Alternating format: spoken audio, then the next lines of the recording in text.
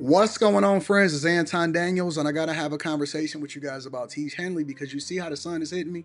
This is no finesse, no makeup, no filters, no none of that. This is 100% Tiege Hanley. I use it in the morning as soon as I get up, right after I pray and brush my teeth, jump in the shower, and I'm hitting the streets because you never get a second chance to make a first impression. So even though they're giving you 40% off your first order, 20% off for life, even though you may get a free gift, forget all that, right? Because we would do this even if it was full price because it's worth that much. I'm in the streets, I'm kicking it with people when I see Dusties everywhere. You don't want to be them. You want to separate yourself. And the way that you separate yourself is self-care. Ladies get it for the fellas. Fellas don't wait for the ladies to get it for you. I'm about to hit the streets right now and I'm feeling confident. I'm feeling great. I mean, I already got confidence, but to have that extra boost of confidence, knowing that you've taken care of yourself and you set yourself apart from all of the rest of the sheep that's walking around making bad decisions on a daily basis. And it's reflected in their actions. It's reflected in the products that they use. It's reflected in the people that they follow. And so if you're trying to level up, if you're trying to make sure that you look good, they're going to send you the pack. They're going to give you all of the instructions on how you're supposed to use it. Then make sure you get your Tiege Hanley. Again, 40% off your first order, 20% off for life. Get your free gift. Make sure you tap in with your boy Anton Daniels because Unc is never going to lead you wrong. I would never have you use a product that I don't use myself. Again, they've been rocking with me for a long time. Make sure you get your Tiege Hanley. I love you. I appreciate you. I'm going to holler at you guys later.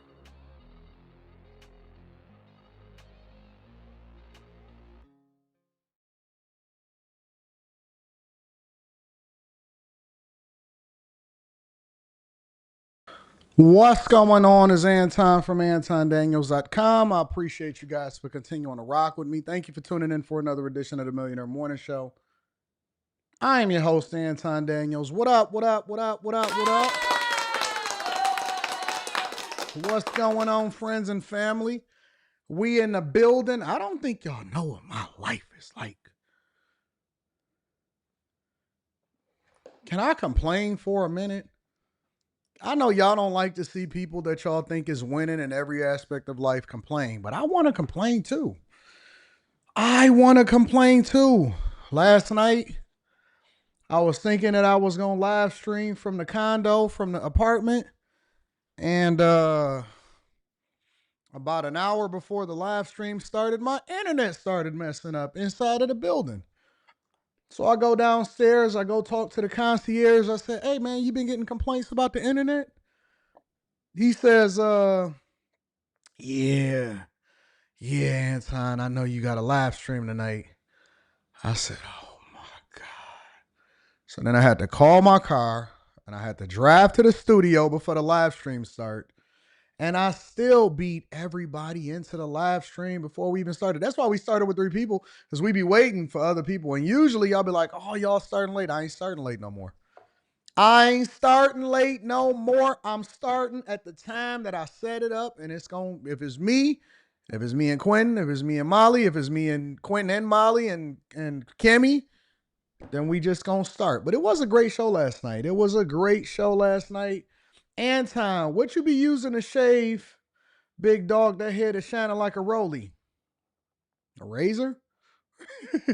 Soap and water? That's it. It's just soap and water, and a razor. And it depends. Sometimes if I forget my razor, I'll use a dollar store razor or whatever, the single blade one. And if I got razors everywhere. I got razors in my luggage. I got a travel kit in my luggage.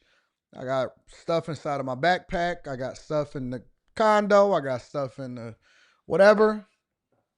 Just use whatever a regular razor is. Soap, water, razor. That's it. Soap, water, razor. And then get your Tiege Hanley. 40% off your first order plus 20% off for life.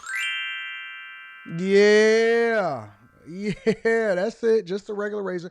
I like the Gillette ones. It's like got three blades if I just gotta pick one or whatever. But that's it. That's it. That's it. That's it. That's it. Nicolette. Nicolette says, "Sheesh, I was going to move there too. As long as Trump is in office, economy will continue to crash." Well, Nicolette, I don't agree with that. I actually disagree with that.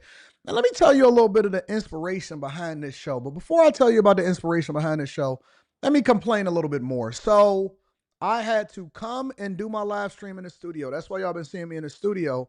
at night during my live streams, whether it was the Monday night situation or last night, I would have to leave the comfort of my home where I could just fall asleep in the bed after the live stream, and I had to come into the studio and be able to work and live stream. But that is the dedication that it takes in order to be successful. Y'all got to be willing to. It's just like anything. Like if the power go out at your job or something like that, you can just say, "Oh man, I got to take a PTO." Or if you get sick, that's just what you can do. If stuff start going wrong when you own your own business or your own media, or whatever, guess what? You got to figure it out and you just got to grind. And most people are unwilling to do that. They'll post some, "Oh my God, I ain't gonna be able to stream tonight. I'm out of town." Nope. The show goes on. The show goes on. So that, and then I ordered DoorDash this morning. I ordered breakfast. And the girl that came in, she was a cutie pie. She was a cutie pie. Cutie pie. She said, "Jason," that's my name on DoorDash. "Jason, I got your order." She came and brought my order up to the place. And so anybody that brings, when I don't have to go downstairs to go and get it and you'll bring it up, then I give you another 20. So I tipped her an additional 20 in addition to the 25 that I tipped in the app. And she was like, "Oh my God." She's like, "This is for me?" I said, "Yeah, that's for you. Go ahead, baby girl." She said, "Oh my God, I can't believe it." She said, "This is crazy." I said, "What's going on?" She says, "I just recently started within the last 2 weeks. And I don't really get no tips like that. People don't tip like that." And I said, "Really?" She said, "Yeah." She said, "I do okay. I'm figuring it out." She said, "But people don't really tip like that." I said, "Oh, okay." She said, "Yeah, gotta make some extra money. It's rough out here. And so this is my first time really starting to get into it within the last couple weeks." I don't pry because I was busy. I was trying to prepare for the Millionaire Morning Show and stuff like that. But she was basically communicating to me, "Jason is diabolical. I got to make up a name so that I don't want to use my regular name on DoorDash." But basically, she was communicating to me that the ladies are struggling out here.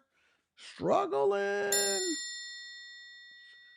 The ladies are struggling. What's up with my ladies? What's up? What's up? What up? What up? What up? Why y'all? What's going on out here? It's struggle time. The struggle bus is driving. So that happened. And then last but not least, and then we'll go ahead and get into the show. Last but not least, um, I'm getting a lot of women that reach out that disagrees with what my take is, and they want me to come on their live or whatever. So, like, for example, I did a review video of a woman that was like, "Yo, I'm ready to be taken care of," and it dropped on the Anton Daniels channel. And I don't know, I don't even know how these women catch this stuff so fast. Maybe it's just because I got a lot more visibility. But she reaches out to me this morning and she says, "Anton, I let me read the actuals. I ain't even gonna pretend."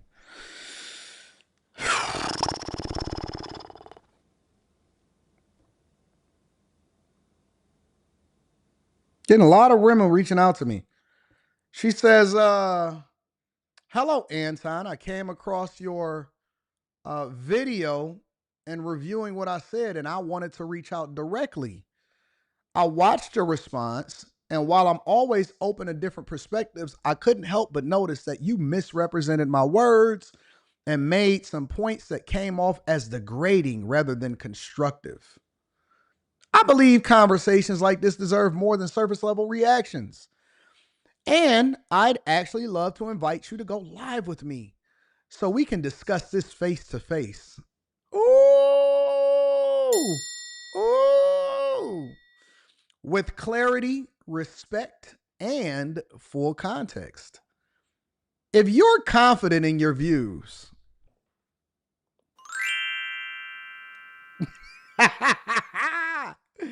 "if you're confident in your views, let's talk about it. I'm not here for drama, just real conversation. Let me know if you're open and we can set it up. Looking forward to hearing from you." I said, I said, I said,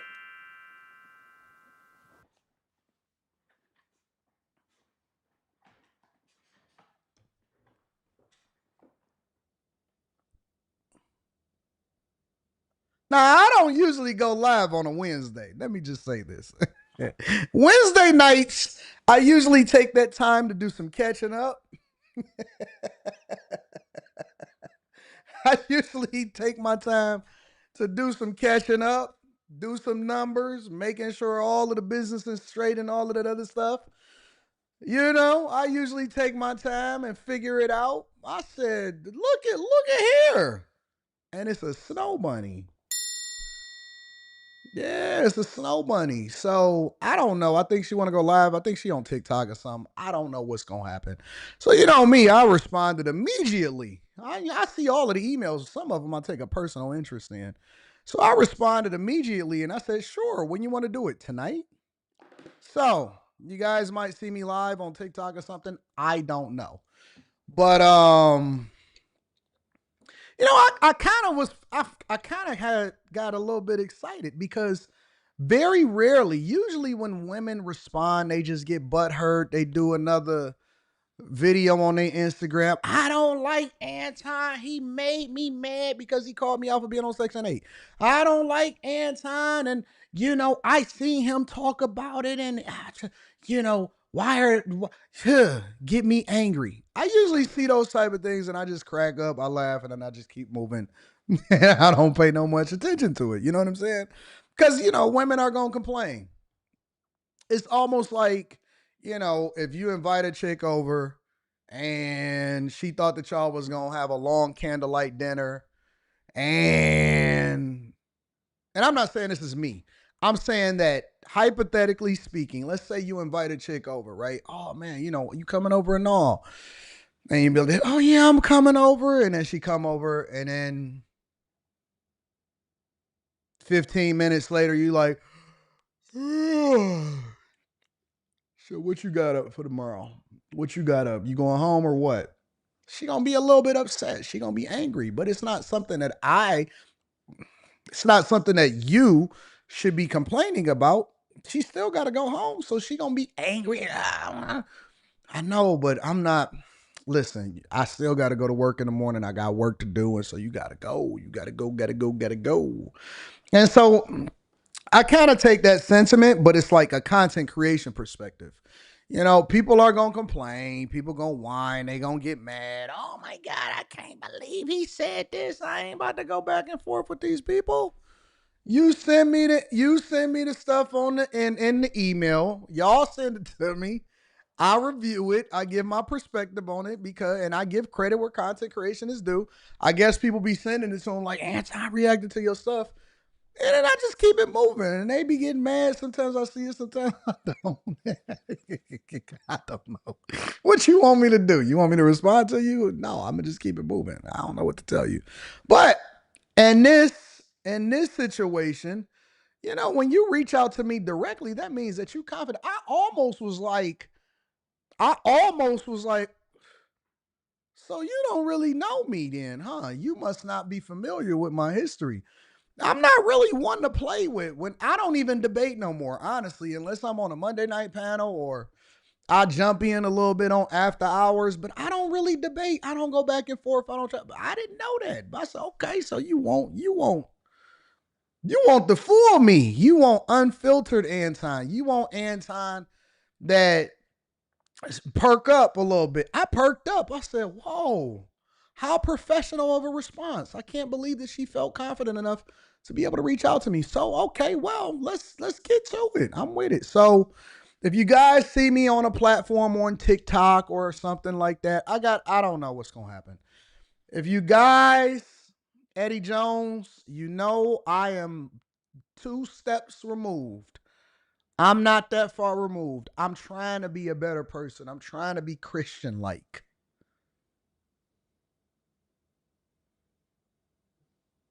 I'm trying, Eddie. Eddie. I used to know a guy named Eddie. He was the bellhop at the Anthenium Hotel, and he always used to rush me.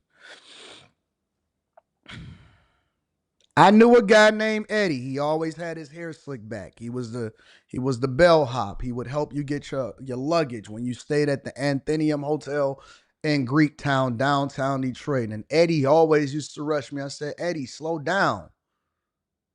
I'm gonna take care of you. You know me. Okay, all right, but I was just keeping it moving. These Eddies. I think it's a spirit in names. There's a spirit in names. When I see certain names, oh, that's Eddie the bellhop from the Athenaeum Hotel down in Greektown. Usually always used to rush me. Getting on my nerves. I'm trying to be a better person.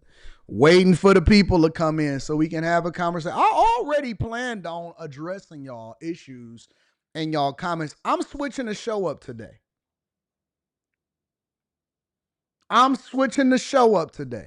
All right. I seen your comments on my Vegas clip, on my Vegas video.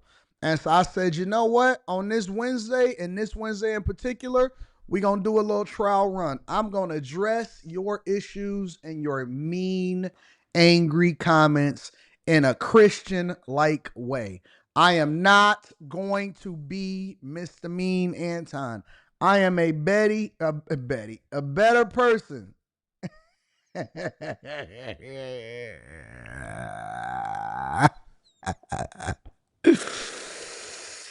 Oh man, I'm a better person. God dog Eddie. You Eddies. Anger me.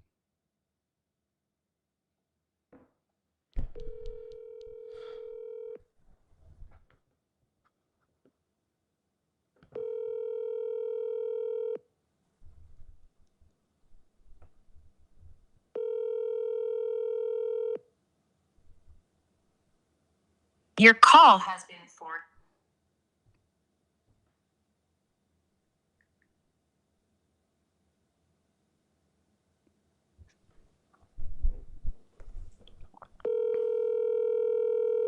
Tyrone want me to be mean.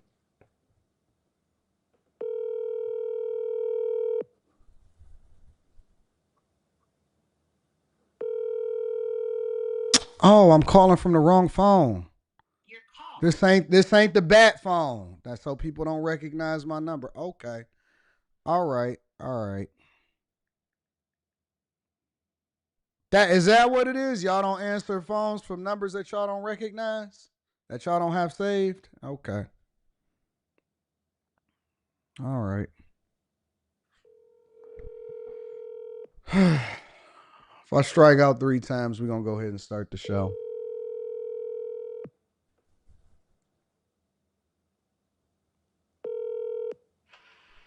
Hello. Hey, I'm on a live stream. Just a really, really, really quick question. Does Eddie, does he still do the bellhop thing at the Athenaeum? My mom. The Eddie, yeah. I doubt it.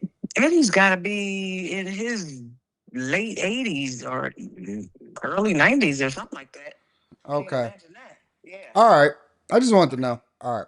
Okay, baby. Bye-bye. Bye.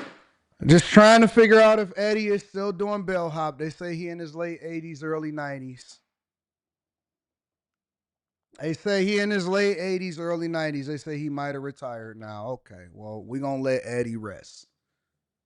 We going to let Eddie rest. All right?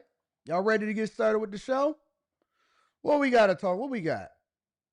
We got a man shot his wife in Sterling Heights, Michigan. We're going to revisit the 14-year-old that killed his parents. They actually released his photo and they released a 911 call. India is getting tariffs at 50%. Trump threatened to take over D.C. after the DOGE employee was brutally attacked. Then we're going to revisit Las Vegas, and then we got the lawsuit. A mom is suing an AI company for a 14-year-old suicide. She said that he fell in love with an AI robot.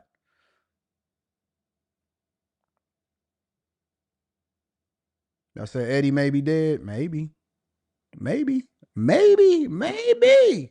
Eddie lived a good life. He lived a long life.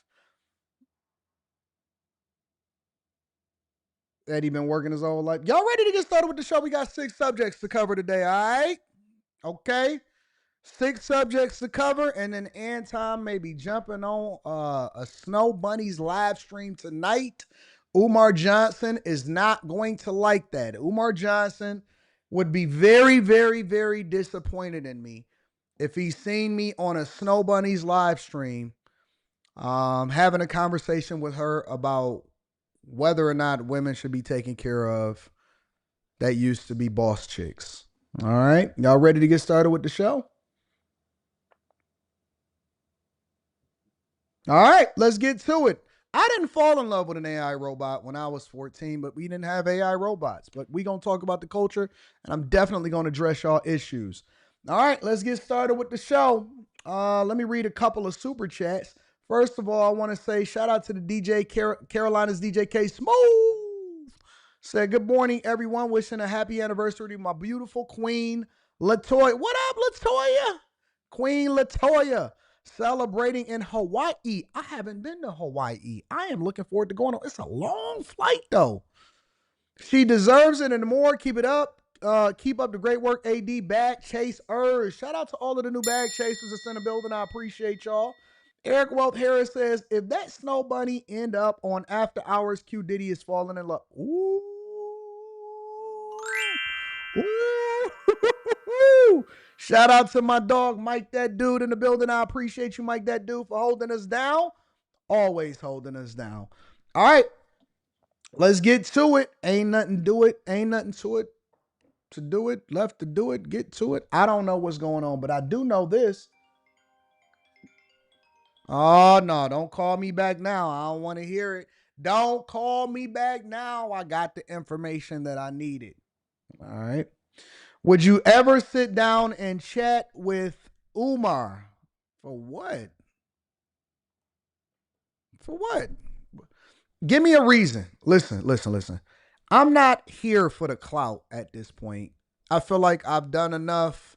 We got motion. By the end of the week, we'll be passing 800,000 subscribers on the Anton Daniels channel. Give me a reason. Like, I'm not against it, but I'm not, like, what's the point? You got to give me a reason of why that would make sense for me. Why would I want to sit down? What additional information can I mine out of this that would actually be productive for people? Because I'm not interested in exposing people. Like, I ain't on that.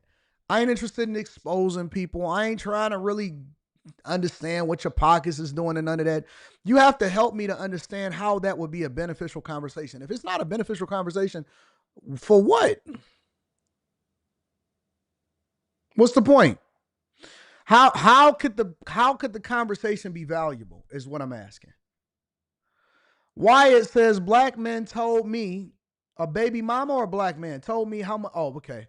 A baby mama told me how much she hated you. I said to myself, who's that nigga on that nag? And circled the block, been here 2 years and signed up for the bag chaser. See? She blessed you with her hate. You see how that goes? See how that works, Wyatt B? She blessed you with the hate. To break out of my usual bubble. I like my bubble. Joseph says to talk about the financial aspects of opening up a school. Oh, that would be an interesting conversation. See, listen, if I was to ever have a conversation with Umar Johnson, it would have to be productive. I don't want to ask, I'm not interested in knowing about his baby mama. Yeah, that's funny to review and have a conversation about for 10 minutes, but that's it. I'm not interested in knowing why his bank account was frozen. I don't care. That is a personal situation that he decided to share publicly. It would have to be something that I'm very interested that would keep my attention. I don't care about views like that. I don't care. I got views already. I got whatever it is that I need. I got money. So I'm not looking for the same conversations that everybody else is looking for. And I'm also not paying you. That ship has sailed. I'm not giving no money. You're going to have to see the value in having a conversation with me just as much as I see the value in having a conversation with you. And then we can figure it out from there. But I'm not paying you. Nope. That ship has sailed. So that'll probably never happen. I'm like 99% sure that'll never happen. And I don't really care about that. I love your rendition of Cashing Out. What up, T-Mac? What up? What up? All right, y'all, let's get into the show. So a man tries to kill his wife over kids that aren't his. Let's get to it. Make sure y'all hit a like for the algorithm, subscribe to the channel, and turn on your notifications. Following breaking news out of Sterling Heights, where police say a husband shot his wife in her work parking lot. That shooting happened at the Pomeroy Living Center on 15 Mile near DeQuinder. Gina Vici has an update on the victim's condition and the investigation. Yeah, this is still a very active scene behind me. Take a look at this. Look at the bullet casing markings on the ground here. Sterling Heights police saying around 8 o'clock this morning they received a 911 call that a woman had been shot in the parking lot here at the Pomeroy Living Center off of 15 Mile near DeQuinder. We're told an employee was shot by her husband in the parking lot. We're told they both lived in the city of Warren and that the husband came up to his wife's employer and shot her several times. Police thankfully were able to respond to the scene within seconds. The wife was rushed to a nearby hospital where she is still alive. Police encountered the husband who was armed with a revolver and were able to take him into custody. Here is Captain Mario Bastianelli talking about the moment. Do y'all see how many evidence markers that it is on the ground? A revolver is a 6-shooter. All right, he didn't have a switch. He didn't have a shotgun. He didn't have none of that. Look at how many evidence markers is on the ground. You see all them evidence markers? That's the I'ma shoot you, and then I'ma reload, and I'ma shoot you again, and then I'ma reload, and then I'ma shoot you again. It's way more than 11, 12 shots. If you got a 6-shooter, and then you shoot, and then you got some more bullets, and you put it in there, and then you shoot again, and you hitting her, and she still survived.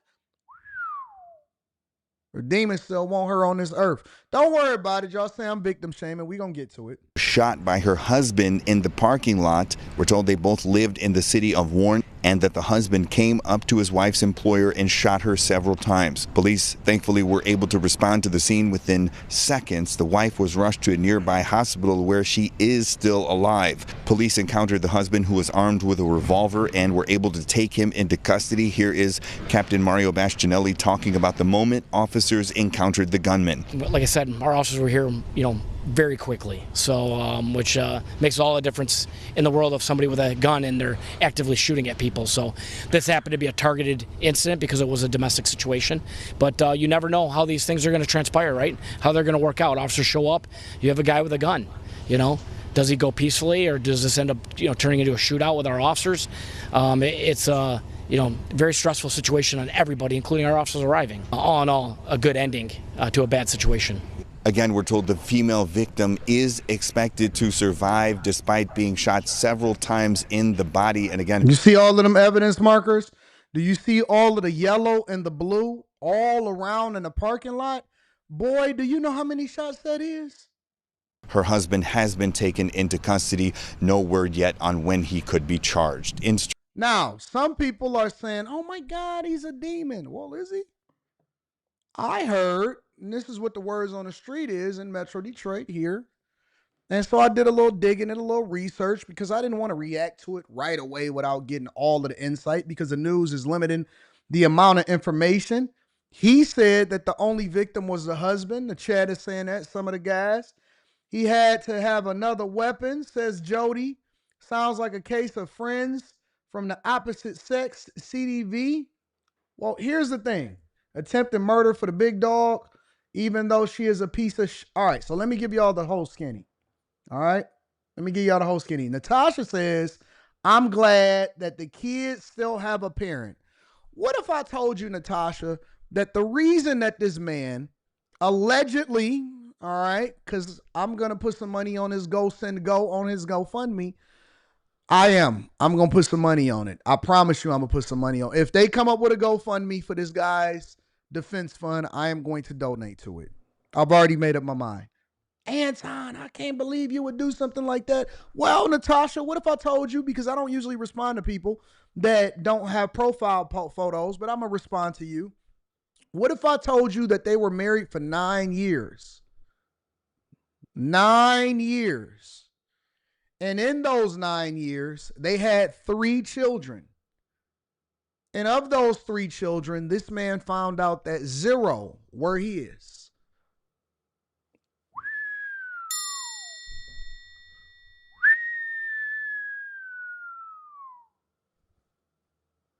What if I told you that what was really happening, because no man just walks up and he just goes over to his wife's job in the middle of the day and they have a Warren home together and 3 children.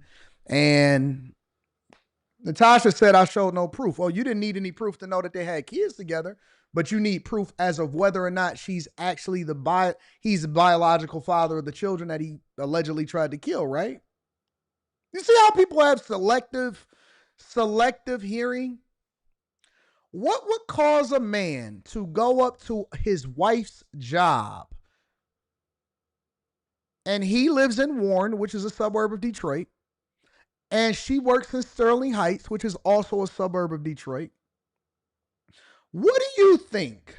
What could possibly drive a man to go and get his revolver and grab all of the bullets that he can possibly find and go out and try to eliminate his wife at her place of work, and she survived?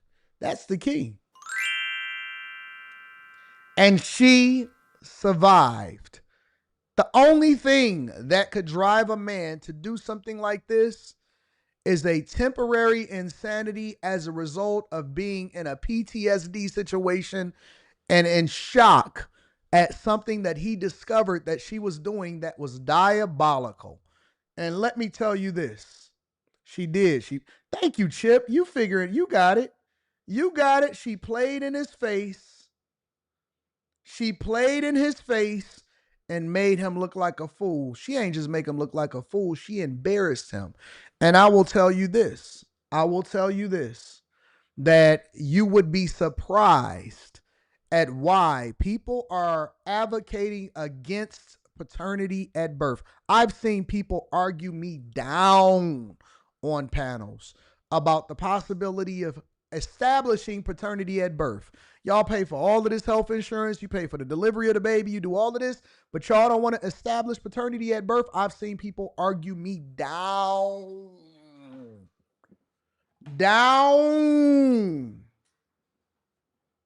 Now, why would women argue me down about establishing paternity at birth?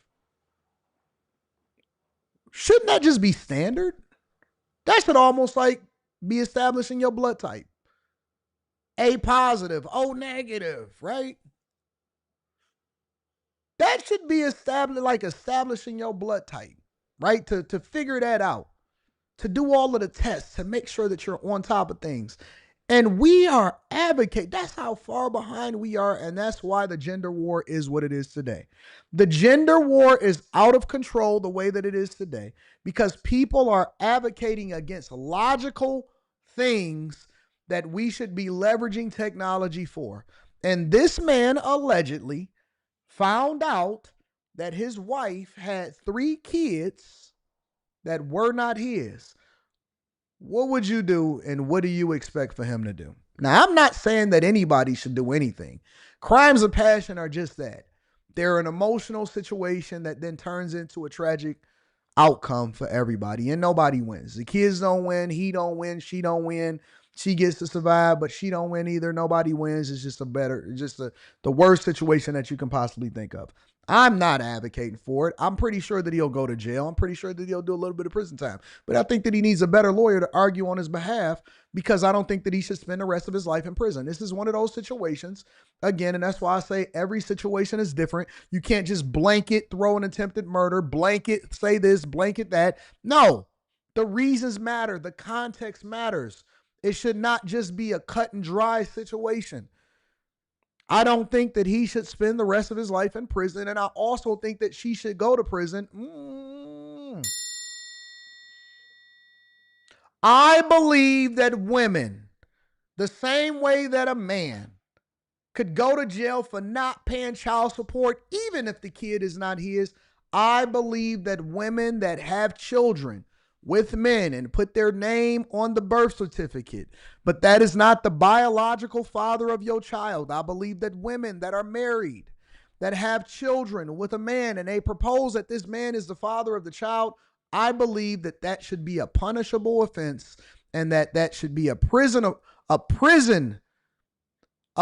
sentence should be implemented for that. I think you should be able to charge somebody criminally for that. Facts, Connie. I believe you should be able to charge somebody with fraud, and I believe that you should be going to prison for that. I think that that should be a chargeable offense, 100%. In addition to that, he should never be required to pay child support. He should also be reimbursed whatever expenses that he spent on those children until he found out when he was the father or not the father of those children. And I just think that we should have harsher penalties for this type of stuff, because you'll be surprised how many grandmothers and great grandmothers and mothers and women that will die with the lie. You will be surprised. Before this technology got to the point to where we can establish some of these things, and we got so many guys that's getting out of prison for the Innocence Project, I believe that there are so many guys that suffered, and there's a lot of you that don't even know who your real father is. There are, man, listen, I seen a woman.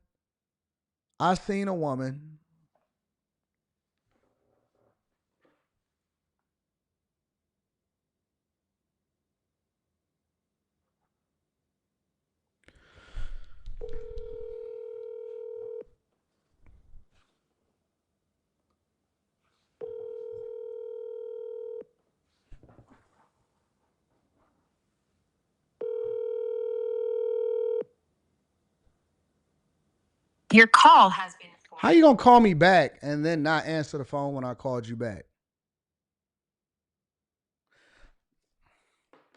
I remember a guy. He brought his girl to, listen, this is a true story. I got stories for days. Y'all gonna start calling me. I got stories like Fat Joe, but better than Fat Joe's in real life. I remember it was a guy. His name was Tim. He was about 5'7", 5'8", 5'7", 5'8", dark skin, like darker than me, chocolate dark skin. And he brought his girl to church with him, because this is when we was in church all the time.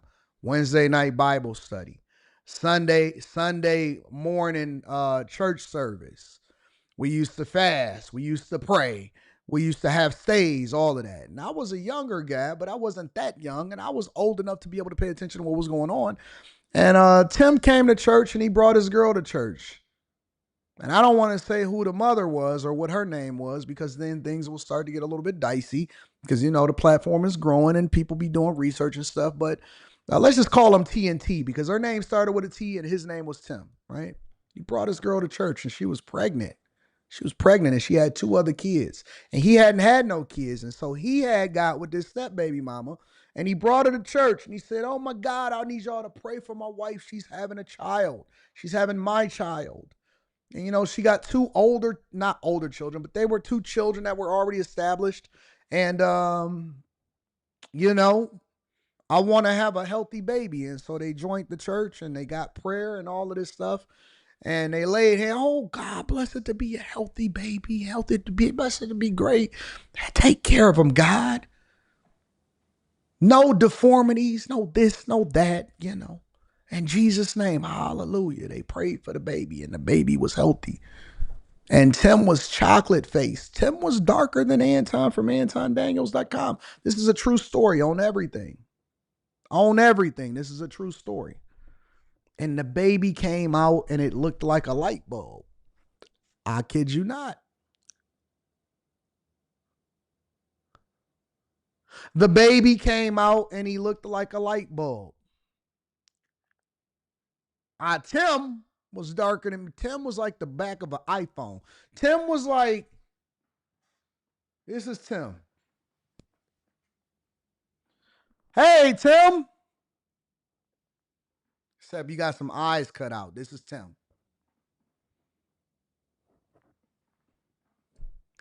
And the baby looked like a ring light. I kid you not. The baby looked like a ring light. Tim had brown eyes. The baby had green eyes. I said, now I was old enough to be able to figure it out for myself. And I said, must be a miracle.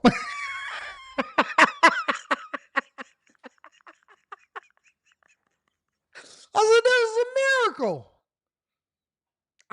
Ashley, look, y'all think man, listen, I've seen some crazy stuff.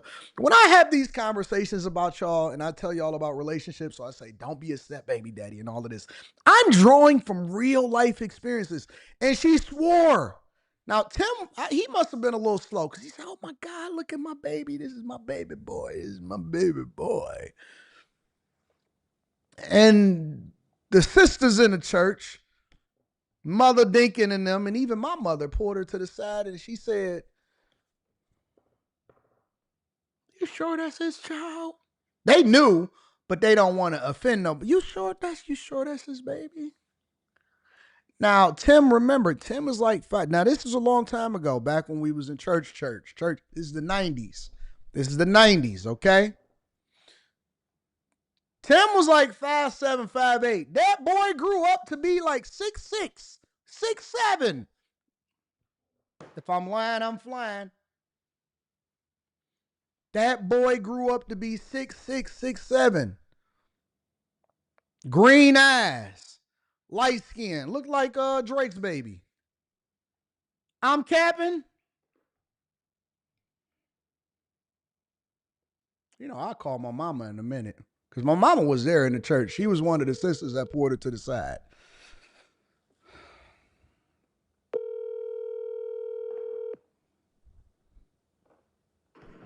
Hey, Anton. Hey, Mom. Just a quick question. Again, I'm on a live, and I'm telling this story, but I'm omitting names except for one. Do you remember dark-skinned Tim that used to be in the church that came to the church? Dark-skinned Tim. Dark-skinned Tim came and was the man husband of The man husband. dark-skinned Tim, Ma. I'm working on it. No, I don't particularly. Okay. Talina's man. Oh yes. Okay. Yeah. Remember when she was pregnant and he thought that the baby was his? Yes. When the baby was born, what did you think? It wasn't his. Why wasn't the baby his? It just, for one thing, them babies was high yellow. One thing. I mean, not that you can necessarily go by that. And what color was the babies? They was pale yellow, high yellow. And what color was Tim? Huh? What color was Tim? You talking about the son, Tim? No, what color was the supposedly the father? Black. What color was he? Blackety black. If it's the same one that I remember, blackety black. What? Why? What are you laughing? What is this about?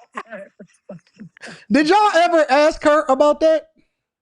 No, because of her specific personality, lifestyle. It was a given. And so we all just pretended like everything was fine.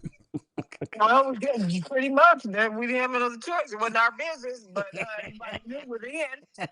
I mean, not unless you was some kind of,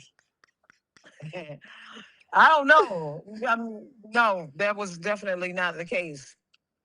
Thank you. I appreciate you. You so foul. I'm not foul. See, y'all think I'll be lying. Listen, bro. Listen. The one thing that I'm not is a liar. You can call me a lot of things. You can say Anton is out of touch. Anton don't know what he's talking about. Anton is this. Anton is that. No. When I paint these pictures and I tell you all these stories, when I draw off of these real life experiences, I'm not lying to you. I am telling you the truth. Bro, I have seen this stuff with my real eyes, and I was looking like, no way. You don't believe that, do you, big dog? You don't believe that, do you? And they was like, no, it's my dude, that's my son. That's my son. And you know what the worst part about it is? Y'all know what the worst part about this whole story is? I'm about to hit you with the kicker. I ain't even gave you the kicker yet. Oh my God.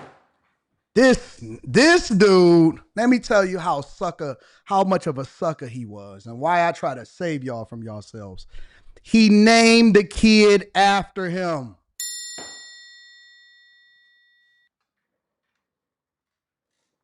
I ain't lying. I ain't lying. He said, this is a junior. This is Junior. I said,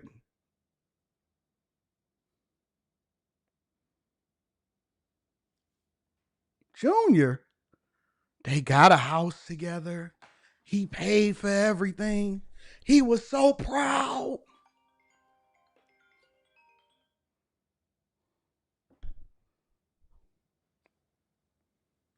Hold on, I'm going to call you back, bro. Okay. All right.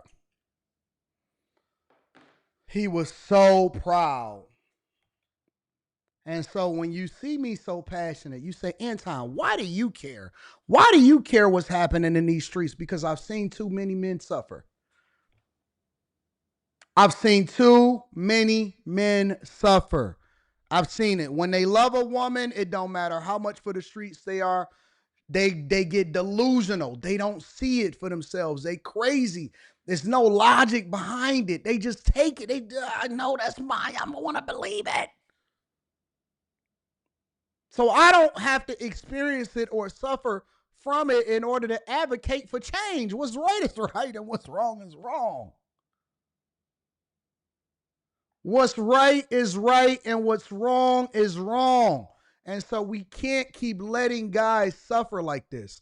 And you can't keep letting women get away with this. Listen, there's a lot of things that I think that women have privilege for and that they can get away with, but that should not be one. Because you know why? You know why? Because that child is going to grow up at some point and he's going to say, who is my real father? That dude, he not my daddy. The kids are the ones that suffer from the lies of the women that then determine whether or not they want to be honest about whether they are, that's the father of your child. That's not right. I think that we all should be able to agree. Man, woman, black, white, whatever. This should not be a divisive issue. Nobody should be divided at the idea that women should be honest about whether or not that is truly the child of the proposed father. That shouldn't be something that we even argue. This shouldn't be. If you don't agree with that, then this is the reason why the gender war continues to rage on. If you don't agree with that, then this is the reason why the gender war is at an all-time raging fire time. See, black heart, green paper. My mama still won't tell me the truth to this day. They dying with the lie. They're dying with the lie. And that's not right. That's not right. Everybody deserves to know whether or not that's their child or not. That's not something that we should be debating. So, with that being said, I am going to advocate for this gentleman because I think that he does not deserve the treatment that he's getting. And although he shouldn't have never tried to take her life, allegedly, the alleged reasons why he's trying to do it, I don't agree with it, but I understand it. All right. Make sure you guys hit a like for the algorithm, subscribe to the channel, and turn on your notifications. I'm going to fight for y'all. I'm going to fight for what is right. Right is right and wrong is wrong. Carrington Love Jr. says, on time, Pastor Time, let's start serving. We going to cook. I'm going to give you the game. Wyatt says, unfortunately, this is the kind of man I wouldn't mind contributing a GoFundMe for his legal fees. Facts. Unbeknownst guy says, close to 1 milli celebrates you, my guy, Green Bay. I don't know about Green Bay. Carrington Love Jr. says, yeah, Anton, you are doing really good right now. You don't need to do no crash out press with no other influencers. I want to formally request that you cancel that TikTok live tonight. No, I want to have a conversation. That ain't even about, listen, the conversation tonight ain't even about visibility, none of that stuff. It's just about having a conversation. Rags from Texas says, fellas, get that DNA test at birth. Please save yourself. What's happening, AD? What's happening, Rags?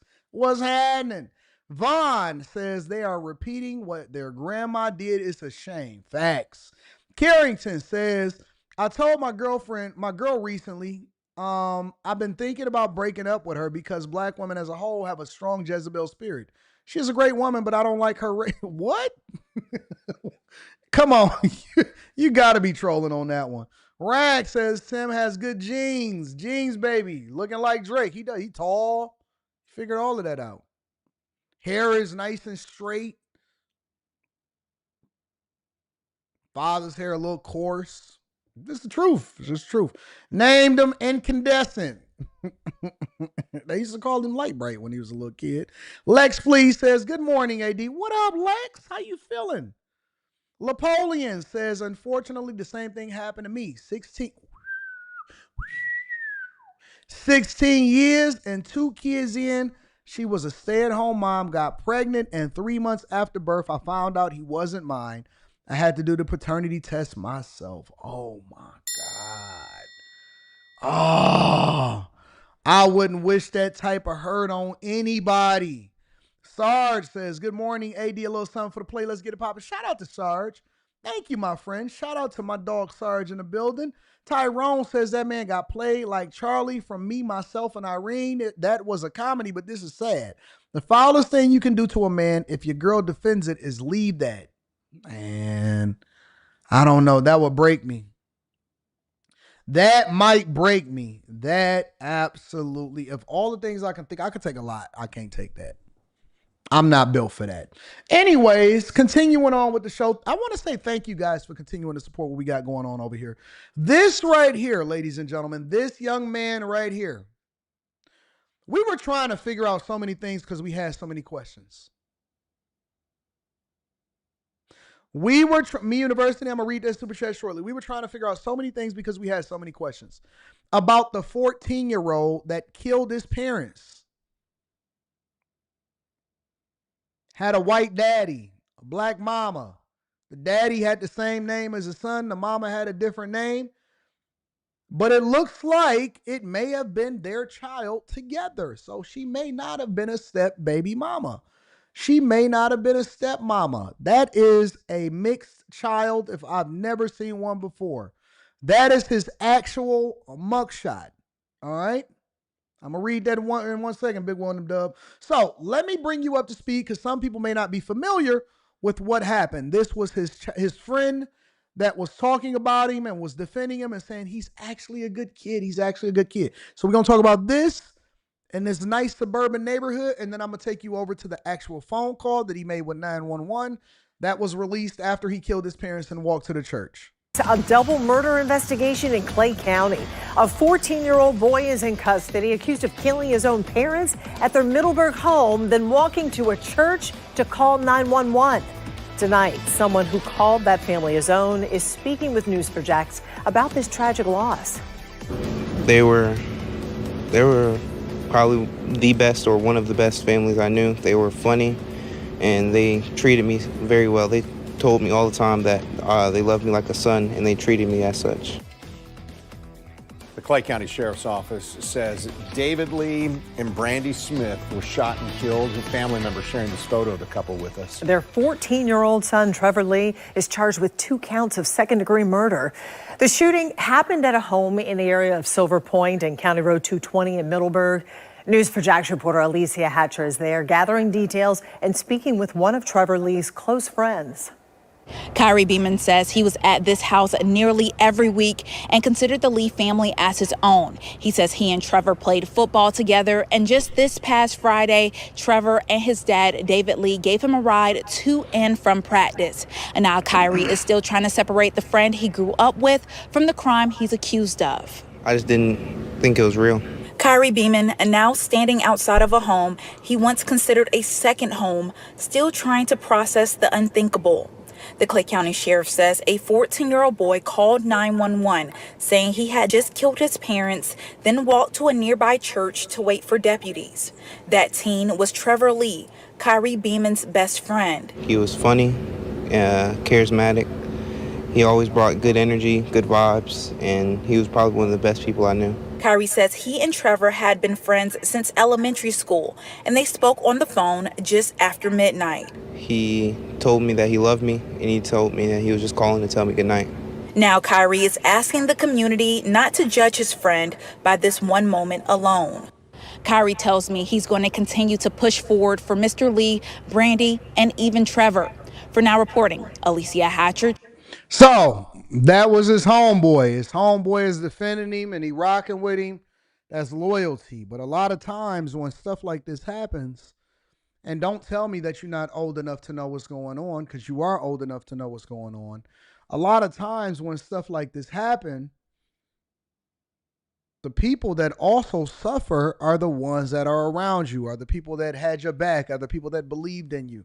And so we have a greater responsibility, young people, to not just ourselves and not just our own selfish pleasures or our anger to give in to that stuff. Sometimes you need something that's greater than yourself to get you through the moment so that you don't regret something that you did when you were angry. And so allegedly he got into an argument with his parents. And somehow, some way, it turned into, because if he, think about this, if he called his homeboy and was like, yo, bro, I love you, bro. Y'all have a good night, man. It's a possibility that he already had premeditated that this was going to happen, and they planned it in their heads. And man, if they say one more thing to me, man, I'm tired of my mama telling me to clean up the dishes. I'm tired of her telling me that I can't do this. I'm tired of her telling me to get off the game, whatever. My dad, man, he keep pissing me off, bro. He worked that up. He worked that up in his spirit. He had that demon in him for a long time, and he worked that up. He been working on that demon, and that demon been in him, and it's been lingering in him. And oh yeah, your parents. Oh yeah, you better. Oh yeah. And so the demon been on his shoulder the whole time, working on him and working on him and working on him. And so yeah, this dude probably at some point was already getting pissed, already working it up in his mind. And so eventually, when the time came, he had worked his nerve up and he executed. And so this is what happened. Specifically him calling the 911 and walking to the church. This is what the phone call and the recording hit was. We're seeing the face of the teen who stands accused of killing his parents. 14-year-old Trevor Lee facing 2 counts of second-degree murder. And for the first time tonight, we're hearing his voice in the newly released 911 dispatch recording. I want to warn you, hearing the call may be disturbing. You first? Yes, sir. Go ahead, I'll listen to you. Well, I was going to ask if you could pray for me, ma'am. Right now? I'll definitely be praying for you, son.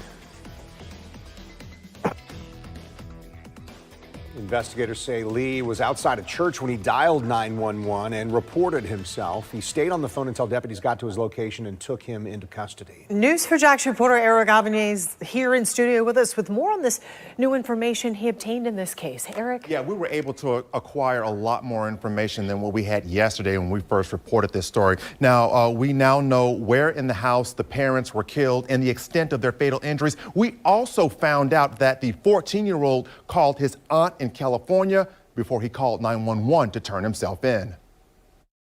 Just one day after 44-year-old David Lee and 45-year-old Brandy Smith were found shot to death inside their Silver Oak subdivision home in Middleburg, News4Jax has learned the couple was in their bed when they were shot multiple times.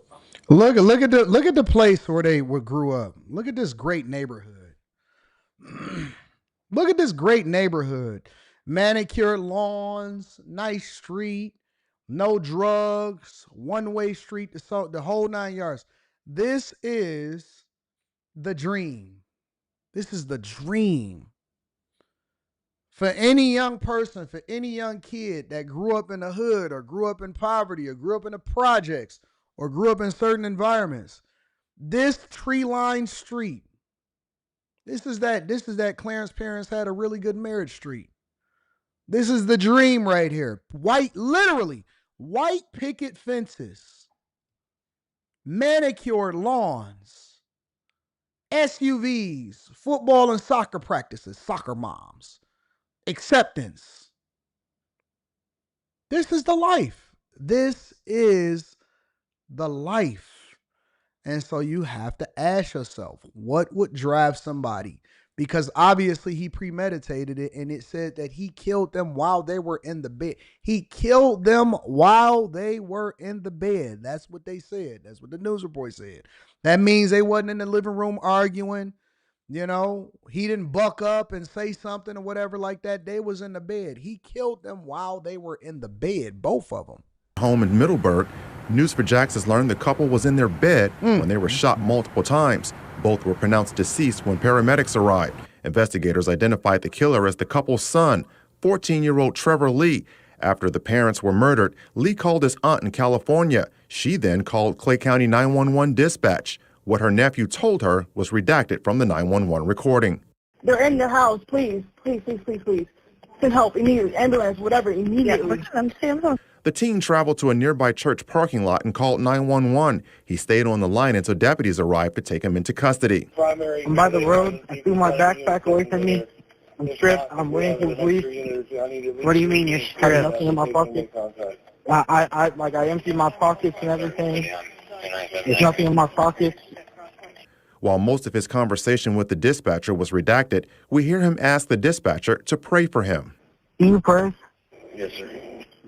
Go ahead, I'll listen to you. Well, I was going to ask if you could pray for me, ma'am. Right now. I'll definitely be praying for you, son. These parents are dead in their bed. And Retired JSO Director of Investigations turned News4Jax crime and safety analyst Tom Hackney says this was no doubt a heinous crime carried out by a kid, but he also says the fact that the teen called 911 to surrender himself says something. Instant remorse. When you hear the sound of his voice and you hear kind of what he's going through, aside from the redacted part, you hear some instant remorse. And I think that's kind of bolstered by the fact that he left the scene and goes immediately to call 911 and turn himself in. Now, the 14-year-old remains in custody at the Regional Juvenile Detention Center in Jacksonville. So far, he has not been charged as an He's not been charged as an adult so far. He's not been charged as an adult. So let me ask y'all a question. Let me ask you guys a question. Do you think he should be charged as an adult? Because if he's charged as an adult, this 14-year-old guy, if he's charged as an adult, it's a strong possibility that he'll never, ever, ever get out of prison. The question for you, everybody in the chat, for all of y'all more than 2,500 people watching this on YouTube, do you think he should be charged as an adult? Yes, yes, yes, yes, yes. No remorse. I don't care. Surrendering says something. Yes, yes, yes, yes, yes. Kai, is it Key? Key says I need to know the motive. Does the motive determine whether or not? I got one no. One no. Where that no at? I thought I seen a no. Cleveland Saunders, why do you say no?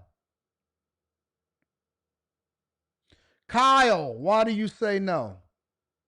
C. Diggs, why do you say no? Dylan Green, why do you say no? If you don't have a profile picture, I don't recognize you. Keita, why do you say no? Corey P, why do you say no? Overwhelmingly is yeses. But what I'm wondering is, why do the people that say no say no? Gone Postal, why do you say no? Jody, why do you say no? LA, why do you say no? Why should he not be charged as an adult? And what do you think should be?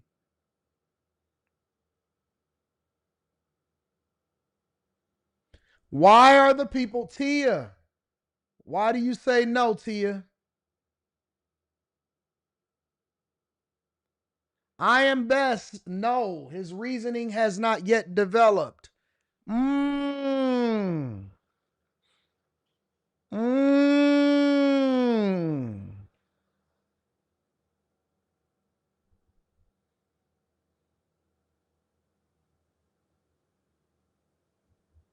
He's still a kid, so context is paramount. Is he?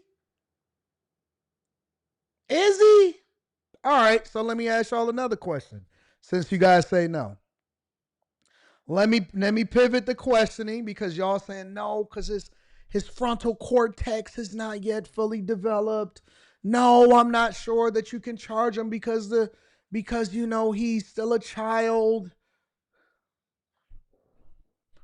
Good Box Josh says no because he's still a kid. All right, cool.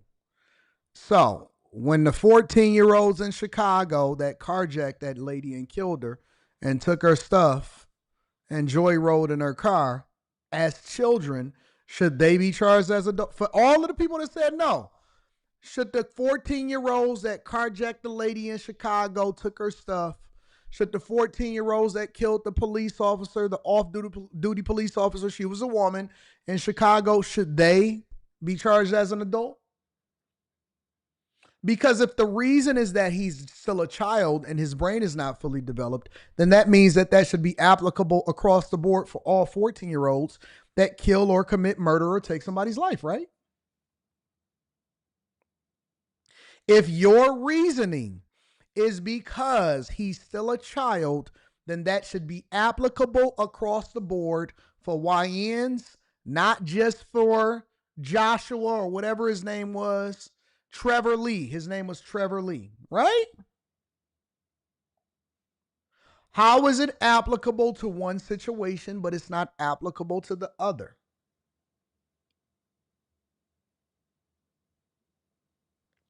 We don't have any grace for the YNs that got dreads, that got blonde-tipped dreads, that's carjacking people and killing them, and got switches in the hood.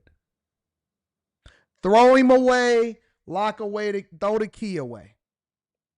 If you're going to use the excuse that he's still a child and his prefrontal cortex is not fully developed, then that means that you need to use the same logic for the YNs that have a rap video with switches in it because they don't know any better.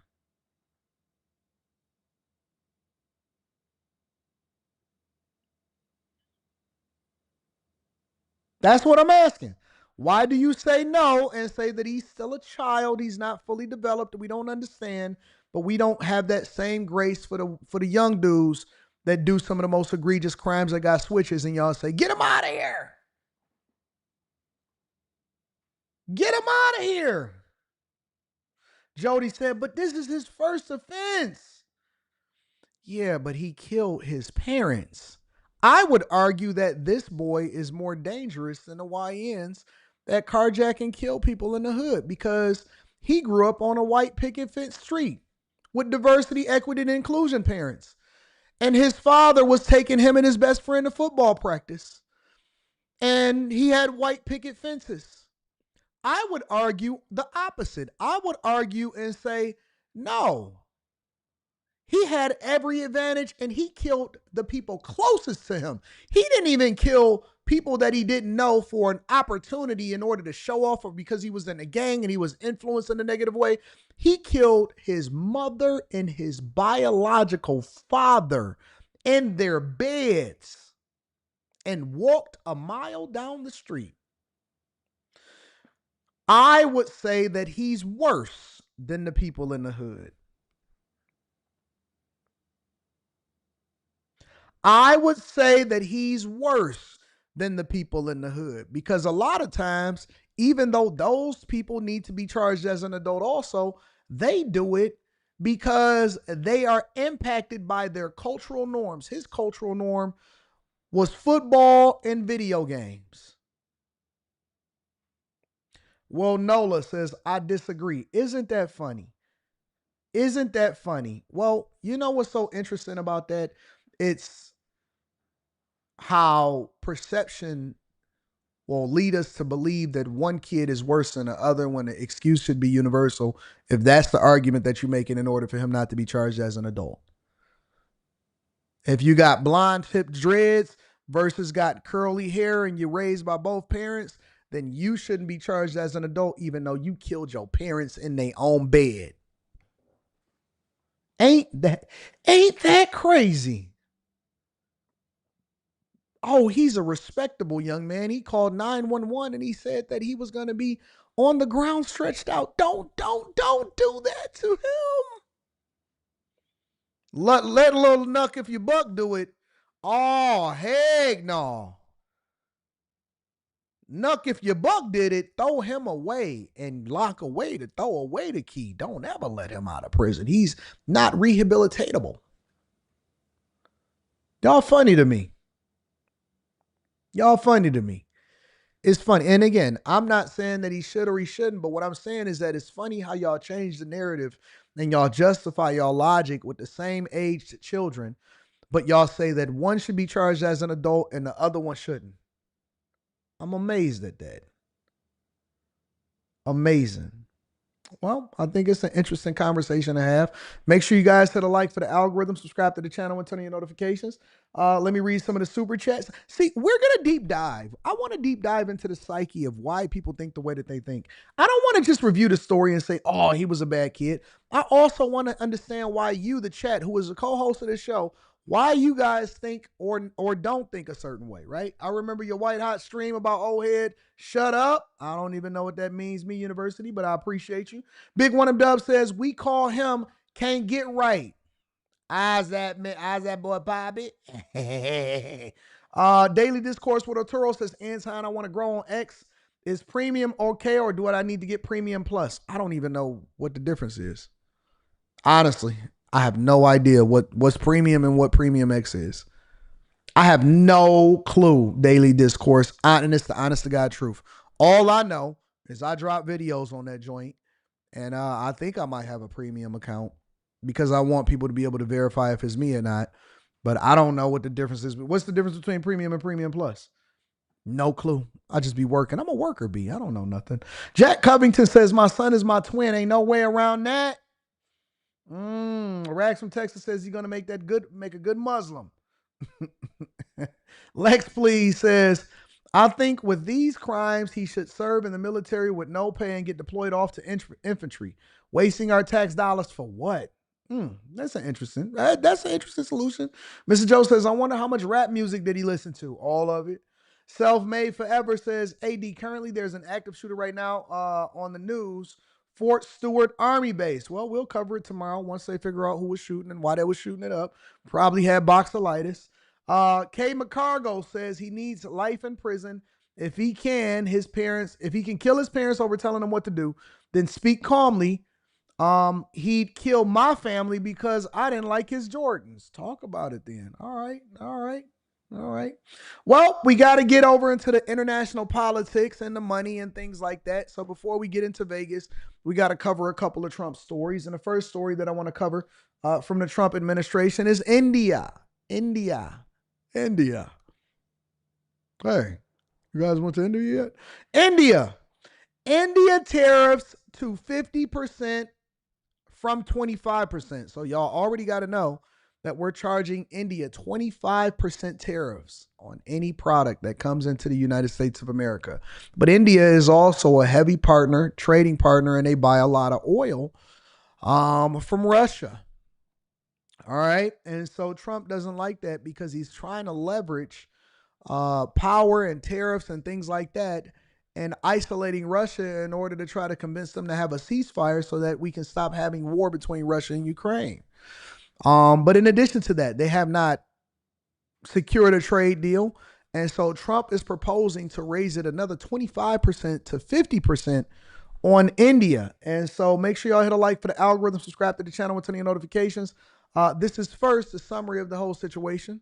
And President Trump is threatening to raise tariffs on Indian goods because of the country's business ties with Russia. It comes as he tries to put pressure on Vladimir Putin to end the war in Ukraine. And here's what the president said on CNBC this morning. India has not been a good trading partner because they do a lot of business with us, but we don't do business with them. So we settled on 25%, but I think I'm going to raise that very substantially over the next 24 hours because they're buying Russian oil. They're fueling the war machine. And CBS News White House reporter Olivia Rinaldi joins us now. Olivia, thanks for being with us. You know, President Trump has really seemed to have a very good relationship with the Prime Minister of India. How is India responding to all this now?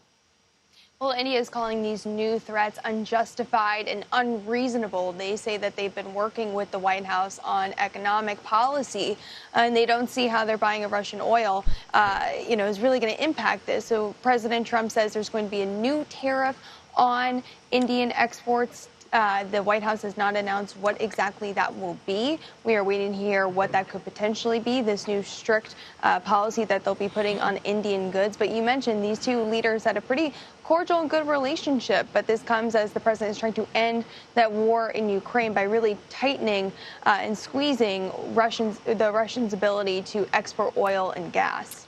And Olivia, President Trump spoke with Ukraine's President Volodymyr Zelensky this morning. What came out of that conversation? Well, we were able to confirm the call from the White House, but we heard a lot more of it from Ukrainian President Zelensky. He said that he spoke with the U.S. about coordinating positions in Ukraine, about how to deal with the Russians. They say they also talked about sanctions, and there was also a draft agreement on drone usage that the two countries talked about. This is, of course, from Zelensky's side. The White House did not confirm any of these details, but this comes, as the president has said, he wants to see an end to this war, and he gave Russia about a 10-day timeline to get some type of ceasefire deal to happen. We also know that Steve Witkoff, the special envoy to the Middle East, is in Moscow meeting with some of their leaders, and that meeting will happen tomorrow. So, Nancy, this could develop very quickly in the next 24 hours, some type of ceasefire resolution or conversation just between the two countries. And Olivia, on another note, shifting gears here, Michigan's Democratic Governor Gretchen Whitmer met with President Trump at the White House today. Why was she there? And is there anything we should read into that meeting? Well, I mean, optically, if you look at what's happening in Texas and Texas Democrats fleeing the country to go to Illinois and New York and seeking shelter there in those states so that they do not have to do the gerrymandering and the redistricting that they want to do in Texas. It's interesting to see Governor Gretchen Whitmer here at the White House, but her office says that the reason why they came here is to get concessions, to stress to this White House that the tariff agenda and Medicaid policy are hurting Michiganders. She said she'll do anything she can to help the people in her state, even if that means working with this White House, which they don't agree with on a lot of policies. So she said there were several concessions she asked for today, including a delay on some of the changes to the state's Medicaid program. Also stressed to the president that the tariff policy impacts the automobile industry specifically in Michigan. That's a huge part of their industry, so it impacts those tariffs from Mexico and Canada, really hurts their GDP, their state's GDP.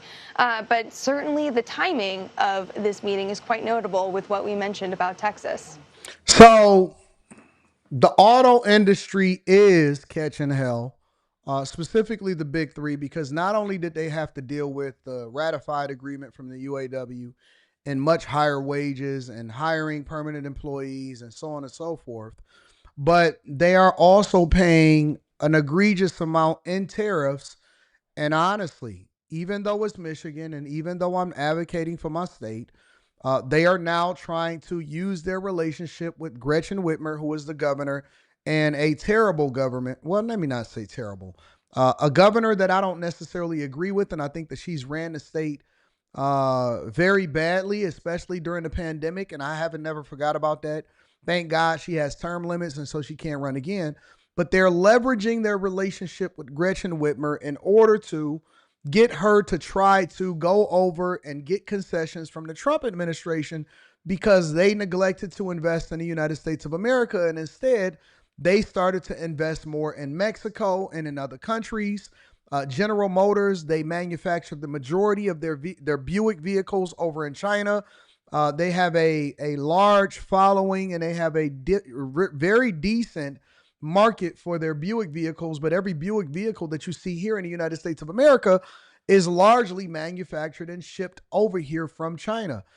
They invested a significant amount of resources in Mexico in order to build, manufacture, and assemble products in Mexico. And so what Trump is saying is that if you want to reduce tariffs, then you can just expand your capacity for the trucks that you build and for the vehicles that you build and sell to Americans here in the United States of America.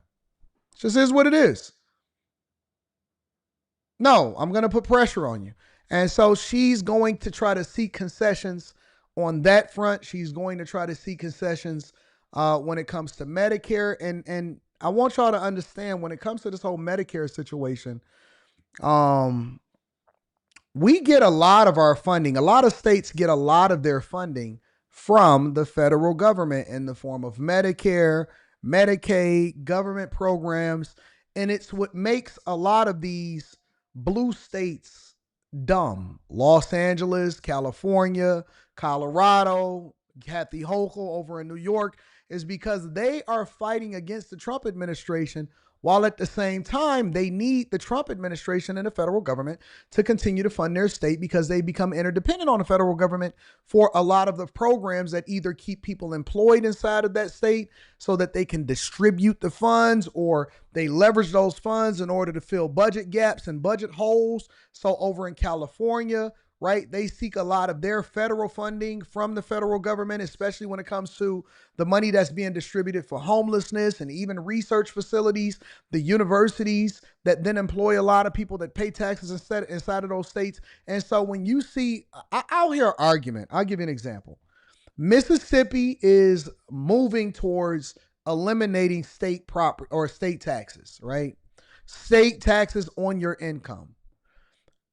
When you see, and people will get mad at the South and they'll get mad at certain places, and they'll say, well, a lot of the income that goes into the federal government comes from states like this, states like that. Well, a lot of the money that gets distributed over into those states comes directly from the federal government and from all taxpayers.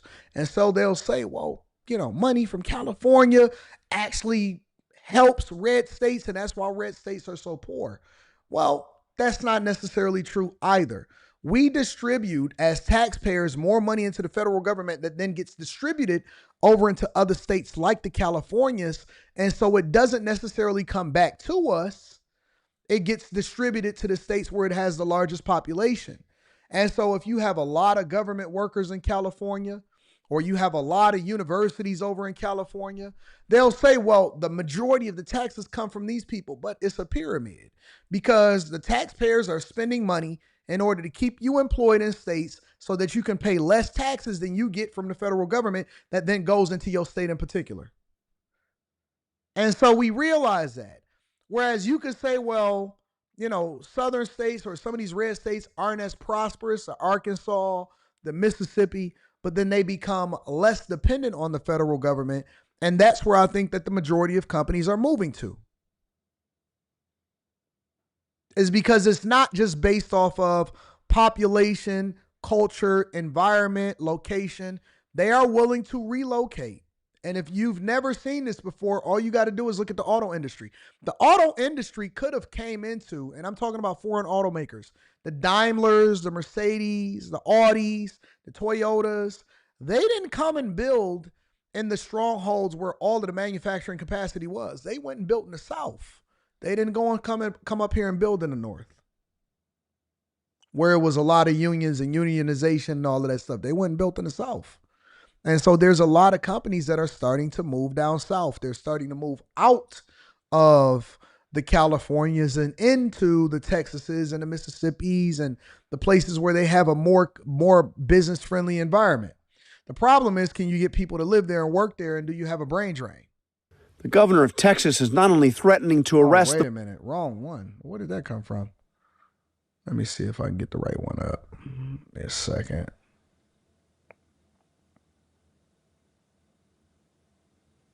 Is that the right one?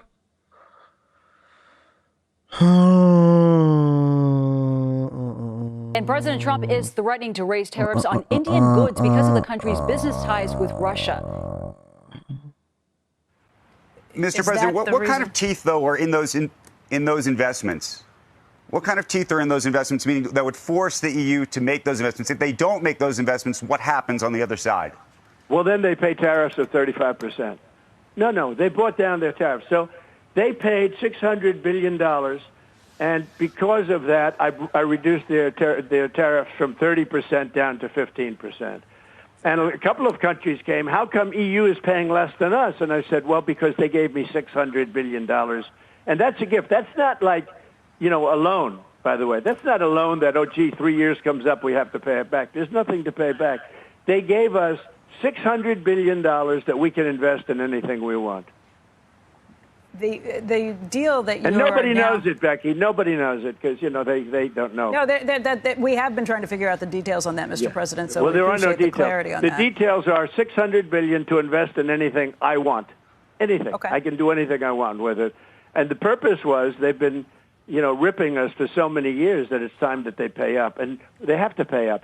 We couldn't afford to have the deficits. Look, I did something with Switzerland the other day. I spoke to their prime minister. The woman was nice, but she didn't want to listen. And they paid essentially no tariffs. And I said, we have a $41 billion deficit with you, madam. I didn't know her. I said, we have a $41 billion deficit, and you want to pay 1% tariffs. You wanted 1%. I said, you're not going to pay 1%. We lose, because I view deficit as loss. You have some people, by the way, I think pharmaceuticals are a big issue with Switzerland. I think well, I'll go into Novartis. pharmaceuticals. Yeah. They make a fortune with pharmaceuticals, and they make our pharmaceuticals in China and Ireland and everything else. And within the next week or so, we're going to be announcing tariffs on specifically. This is a separate class than the 15% tariffs on sort of everything.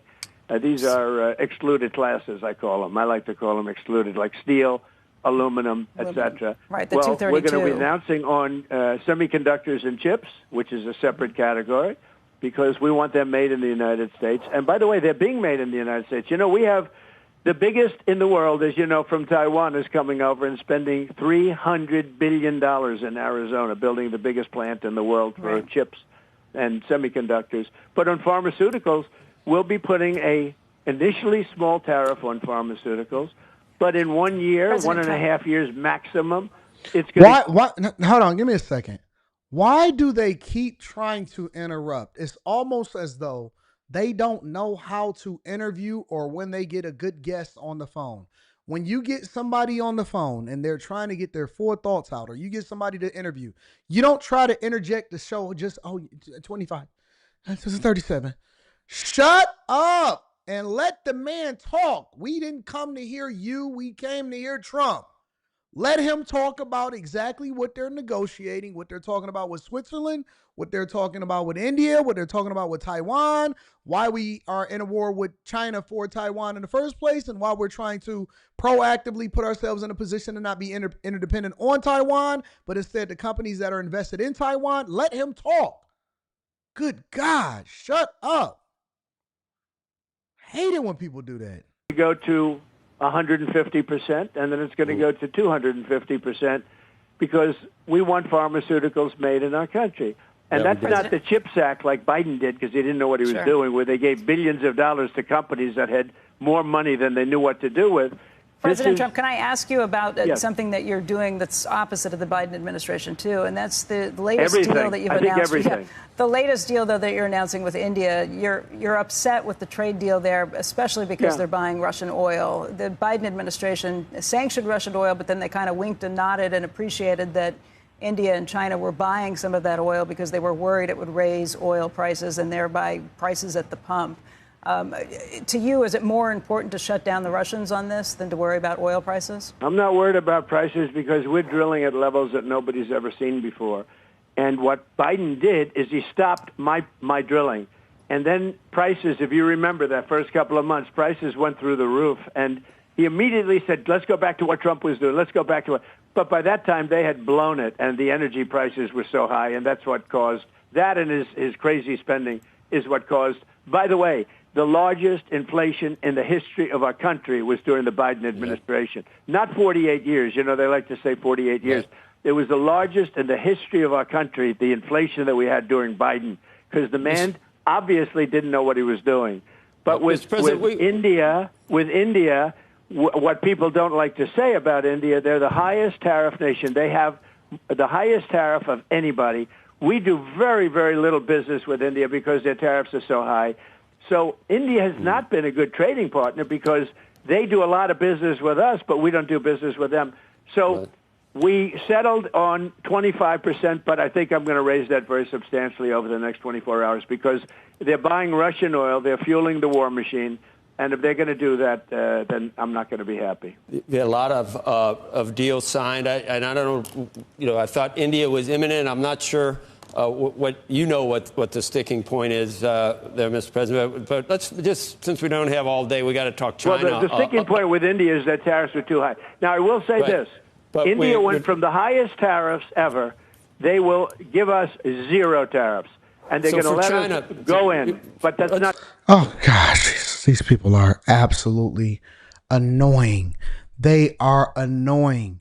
So anyways, in conclusion, obviously it's just a straight up India is continuing to buy oil from Russia. And as a result, on top of the fact that we don't really do any business as far as us exporting over to India versus importing India products inside of the United States of America. And because they are already at a 25% tariff, India is crying and complaining, trying to get that down. Apple invested a significant amount of money in India. I also just recently got news that Apple plans to invest an additional $100 billion in order to shore up manufacturing inside of the United States of America because they're paying significant tariffs. And so I will keep you guys informed on what's happening out in these streets. CNBC, you guys, sometimes you do decent breakdowns, but you guys are horrible interviewers. Horrible interviewers. You keep trying to stop him. You making faces online. Look at this. Look at this idiot. Look at what is he doing? But let's just, since we don't have all day, we got to talk China. Well, why would you say that? Sticking point with India is that tariffs are too high. Now, I will say this. India went from the highest tariffs ever. I used to like you guys. Liberal Anton used to like CNBC. Liberal Anton used to like CNBC. I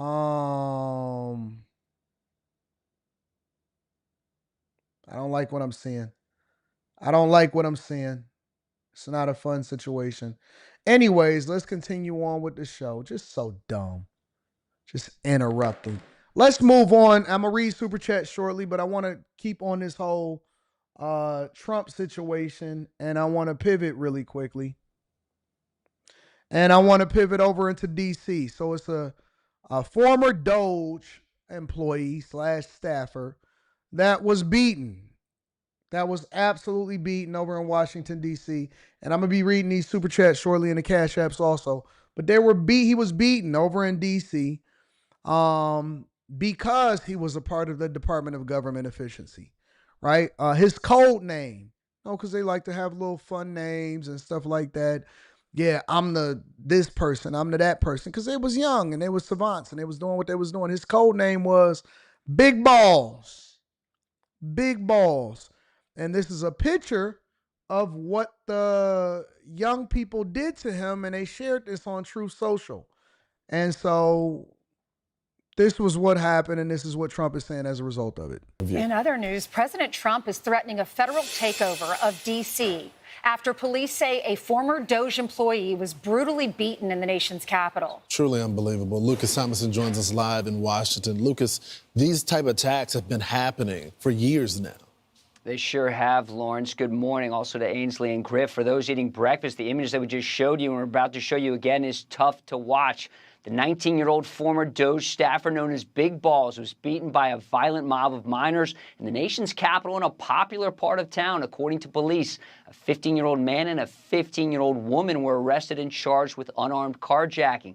The attack prompted President Trump to post, "Crime in Washington, D.C. is totally out of control. Local youths and gang members, some only 14, 15, and 16 years old, are randomly attacking, mugging, maiming, and shooting innocent citizens. The most recent victim was beaten mercilessly by local thugs." Trump warned if crime is not dealt with properly, he may be forced to take over. Somebody from DOGE was very badly hurt last night. You saw that. A young man who was beat up by a bunch of thugs in D.C. And either they're going to straighten their act out in the terms of government and in terms of protection, or we're going to have to federalize and run it the way it's supposed to be run. Now, this summer, Edward Korestein, the former DOGE lieutenant known as Big Ball, spoke to our own Jesse Waters. Elon Musk reacting to the attack on his platform X, saying, quote, "A few days ago, a gang of about a dozen young men tried to assault a woman in her car at night in D.C. A DOGE team member saw what was happening, ran to defend her, and was severely beaten to the point of concussion. But he saved her. It is time to federalize D.C." Here's a look at those recent attacks this summer. Back in May, a House staffer was the victim of an armed carjacking in the Navy Yard next to Nats Park. In July last month, a congressional intern was murdered in a crossfire from a drive-by shooting. And now, Big Balls left bloodied after this attack. President Trump says he wants gang members over the age of 14 to be prosecuted as adults, guys. I didn't know that that's what Trump said as far as gang members above the age of 14. So let me ask a question. Because Natasha, I see that you anything that's in the right, you go against it. All right. OTKP says, bro, I need video. I need video of what? So in order, you'll believe a hoe though. If a hoe said, yeah, man, this guy, Shannon sharped me, you'll believe her, but you need video in this situation. You know why? Because y'all racist. Anton is going to call a spade, and we going to get to it. That's why, because y'all are racist. That's why. That is why y'all feel like y'all need to have it. Y'all need to only get video. You don't say that when you see a black person that says that they got racism against them at a restaurant. You just automatically go to boycott. Y'all go and pull up the reviews. Thank God I don't actually have anything in my name or a restaurant in my name today, because the way that these women is acting, they would go and they would automatically start giving it bad reviews. Oh, what's this restaurant? We're going to review it on Google and we're going to try to destroy it.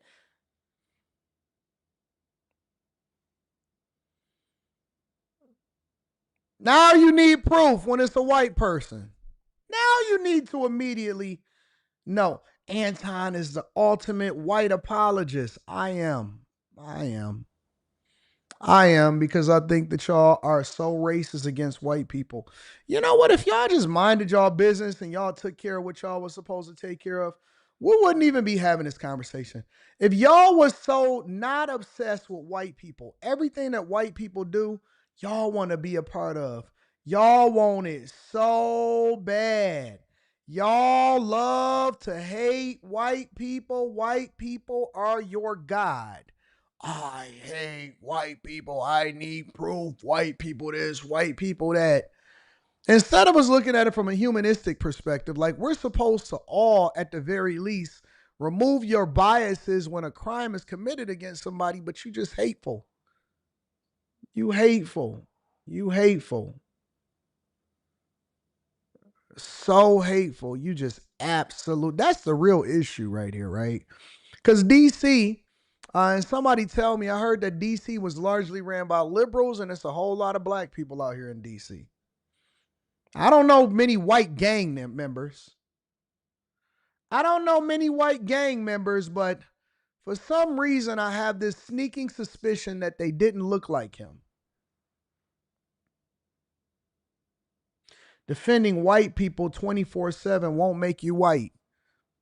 And being on my balls all day won't make you have a bigger dick either. I'm the only one that got the big sack around here. Tuning into all of my live streams just to be able to hang on my ball sacks won't make your dick no bigger, but guess what? You here though, ain't you?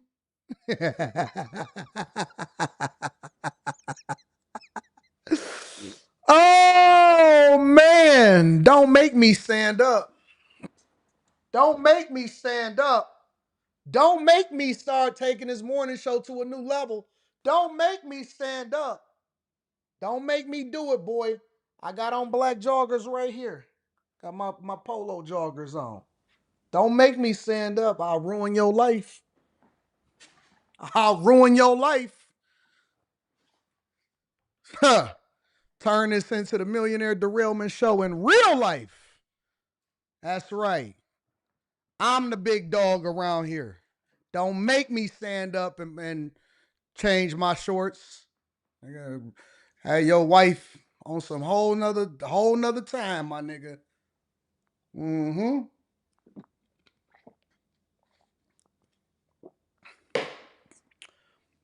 Turn this whole show upside down.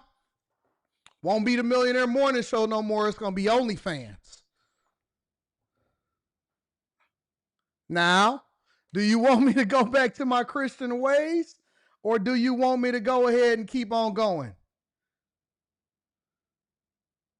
Would you like for me to get back to my Christian ways? Then this young man being beaten? Or would you like for me to stand back up? Because I'll change your life. I'm getting text messages right now. Hey, D, I can't wait for you to meet you in person. DMs is on 10 already. Sounds a bit cocky. You can do that when you got to walk like this.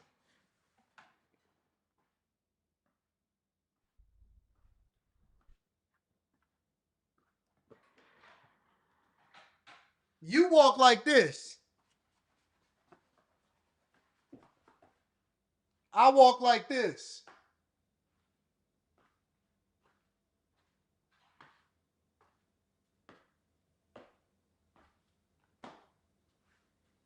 This is you and your little coochie.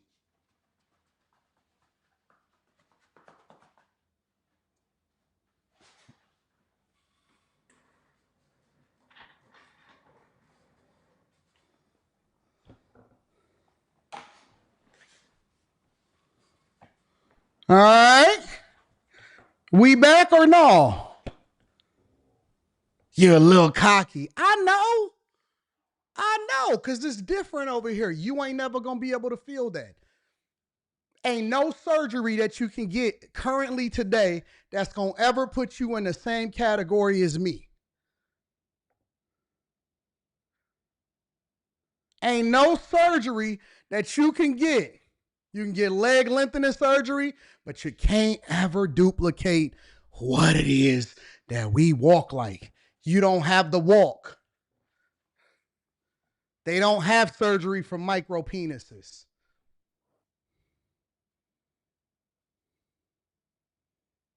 They don't have surgery for micro penises. And it ain't even your fault. That's just the way that God made you. Talk to God, don't talk to me.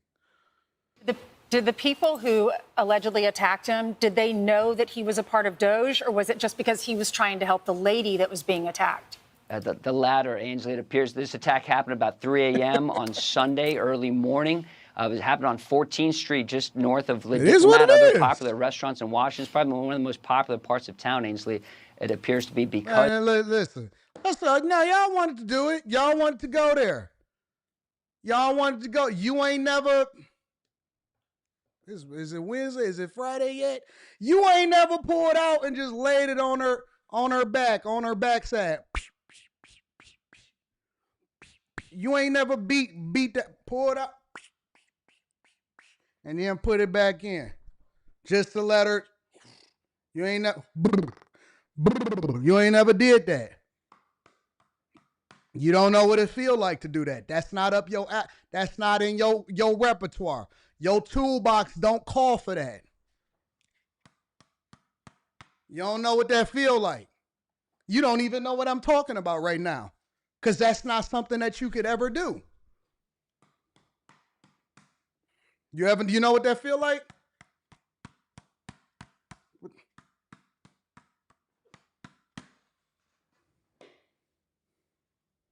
That's not in your repertoire.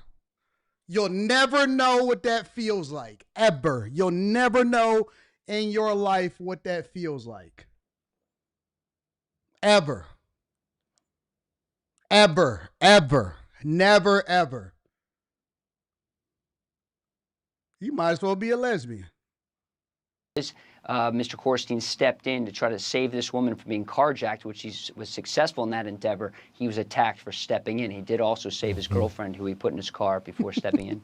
Wow. Y'all be careful in D.C. Griff lives there, too. Yeah, Lucas, thank you very much. And to Lucas's point, this happened in Logan Circle, very popular area, and Ed Korstein, also known as Big Balls, really stepping in to stop that carjacking. Look, I've lived in D.C. for 35 years, and while the crime data is trending down right now overall, we do have a serious problem with juveniles because they're getting out. They know they won't be held responsible. That's why President Trump is sounding off on it. And, this is yet another example of what is wrong about D.C. Pressure now on Mayor Bowser will be to try and prosecute these juveniles who are under 18 to stop committing these crimes. It's a huge problem. It's not just the carjackings. It's not just the assaults on people. It's not just the armed robberies there.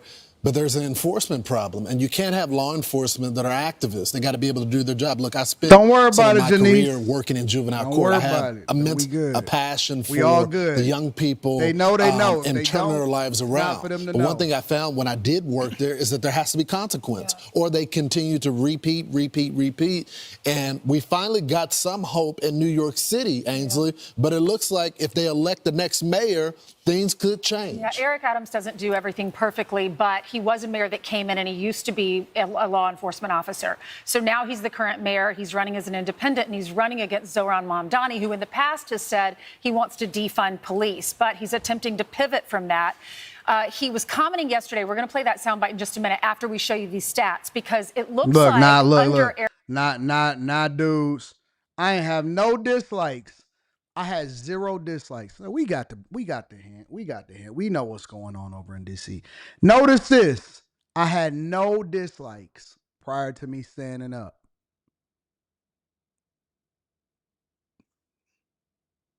Now I got 9 dislikes.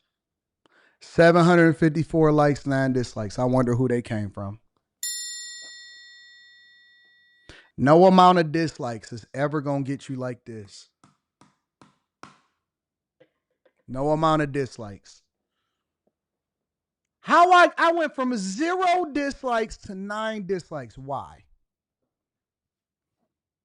Now, I'm not offended, because you don't get offended. Because, listen, no matter what, if I went broke, if I lost everything, if I didn't have no more experience as a software engineer, if I couldn't get into corporate America and I lost all of my businesses, you know what I could do?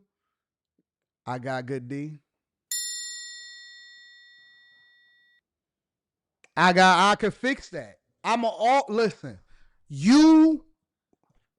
I will always be able to have a place to stay.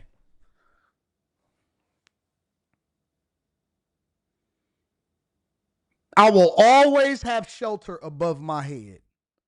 That's just the way the game goes. All right? That's it. There's nothing you could do about it. Now I got 15 dislikes. People only dislike you when they feel attacked personally. Oh, God. What's in there? What's in there? What's in there?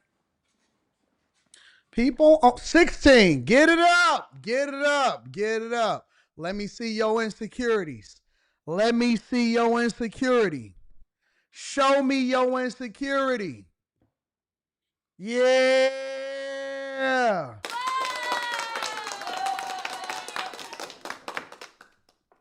Yeah. Show me what you got, little mama. Show me what you got, little lady.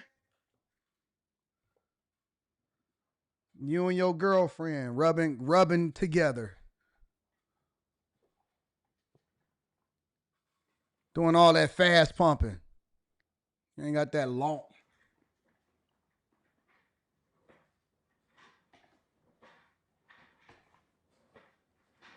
That's not you. That's you.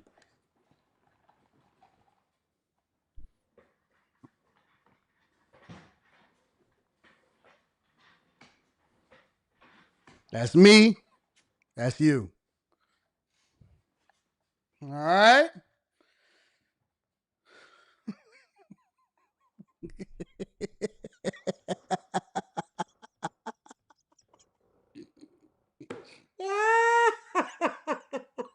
Why do y'all watch me? Why do you watch me? Like, why? If it hurts you, it's a genuine question. It's a genuine question. Why do you watch me? Like, if I bother you, let's say, for example, it's like, God, I wish I had a big D. Why does she keep calling it a penis? Why does she keep calling me why does she keep saying I have a penis? Right? Like, why watch me? You know what I'm saying? Like, why do y'all tune in and subscribe to be able to say stuff? It's a genuine question. Before we get into Vegas, we're gonna go into Vegas next.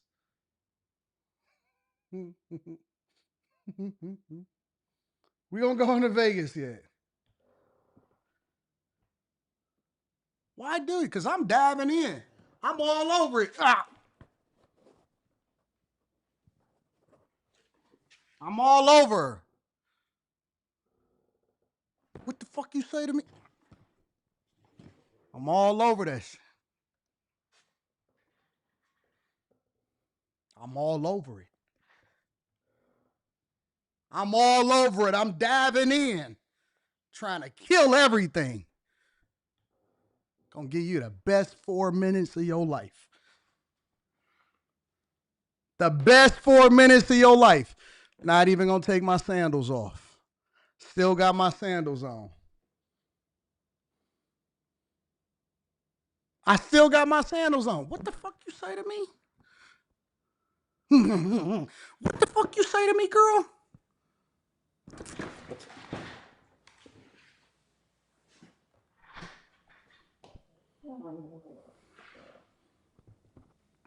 I ain't playing with her.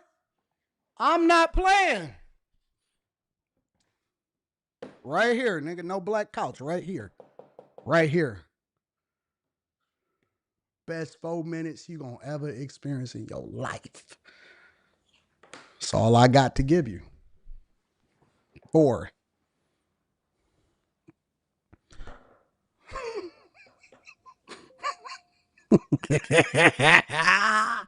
Pants still around my ankles.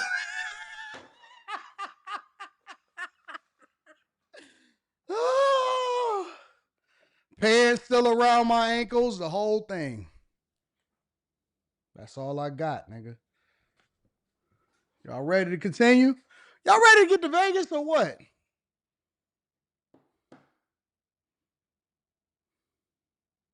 You just look, my bad, Ray. Yeah, my bad.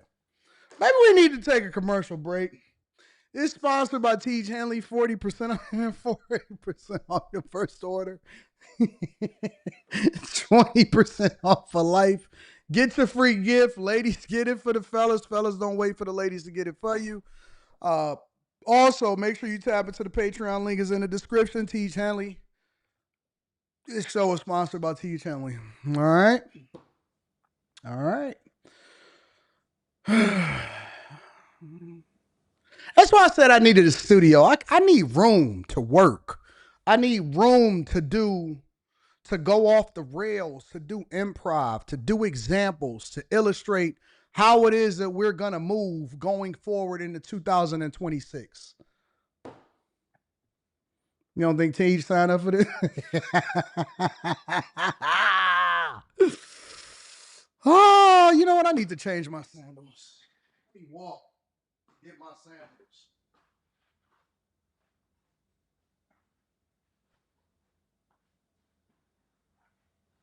It's the closest thing I got to Air Forces. It's the closest thing that I got to Air Forces.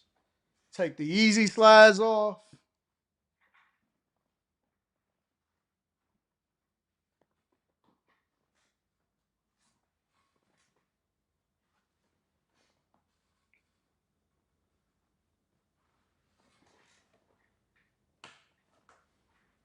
All right.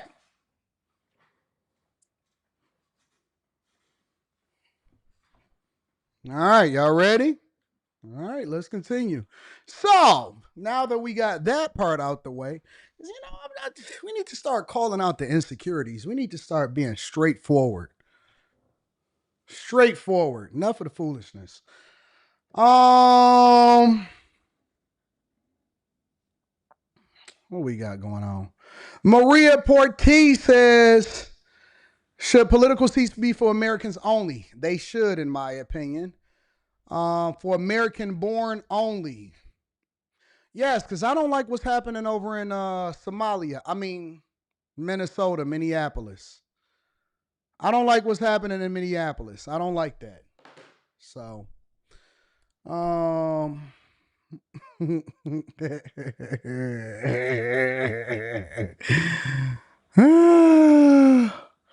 Let me read some of these super chats and we're going to get into Vegas because y'all feeling some type of way about that Vegas narrative. Daily Discourse with Arturo says premium is $11 a month. Premium Plus is like $40 a month. But what's the difference between the two?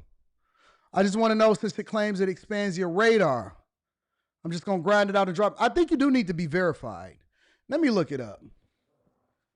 Difference between premium and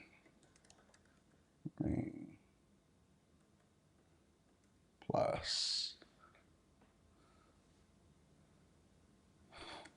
on X.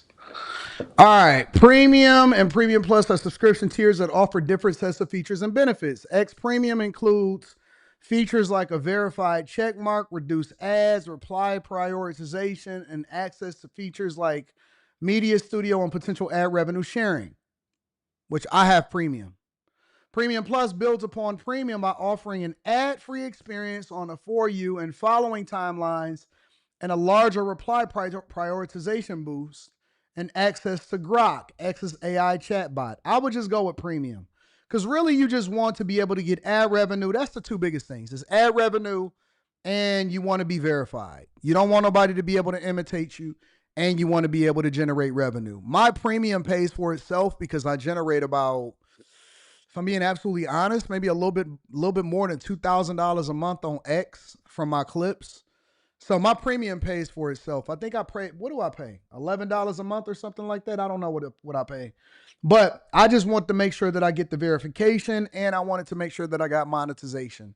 And so I participate in ad revenue sharing and I'm continuing to grow on X. And so right now I'm generating about a little more than $2,000 a month. And so those are the two features. I wouldn't go with Premium Plus. I would just go with Premium just to get the verification. All right. All right. Let me read the rest of the super chats.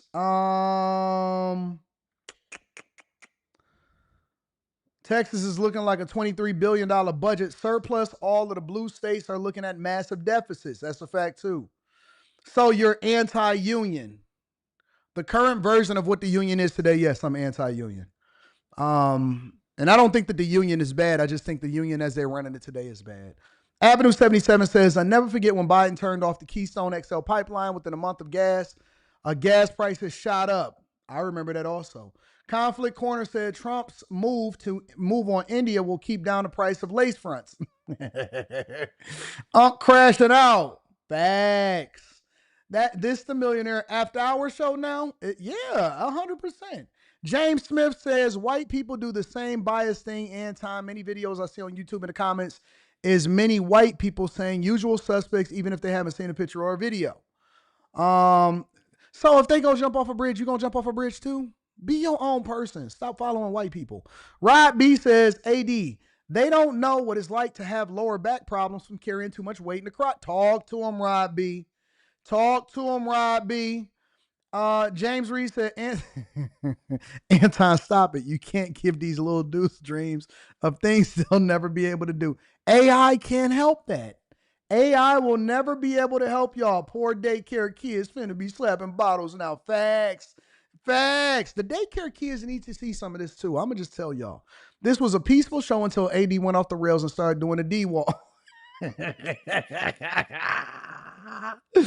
4-minute fury fucking is crazy. Her edge is going. That's the perfect time because she ain't got no time to really mess up nothing. J-Lo on the track says, good morning, family. Yesterday I landed in Japan for my assignment.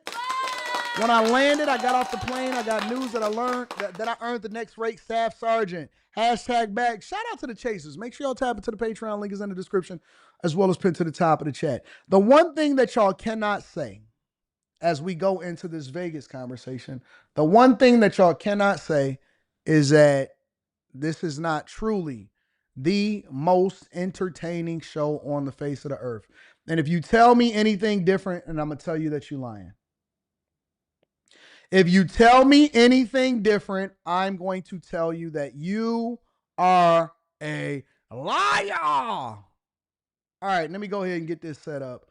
What we going into? Vegas? We got to talk about Vegas next? All right. I just want to revisit this conversation really quickly because y'all was acting all extra, acting like you ain't had no sense, acting like you didn't know what was going on, acting like everything was problematic.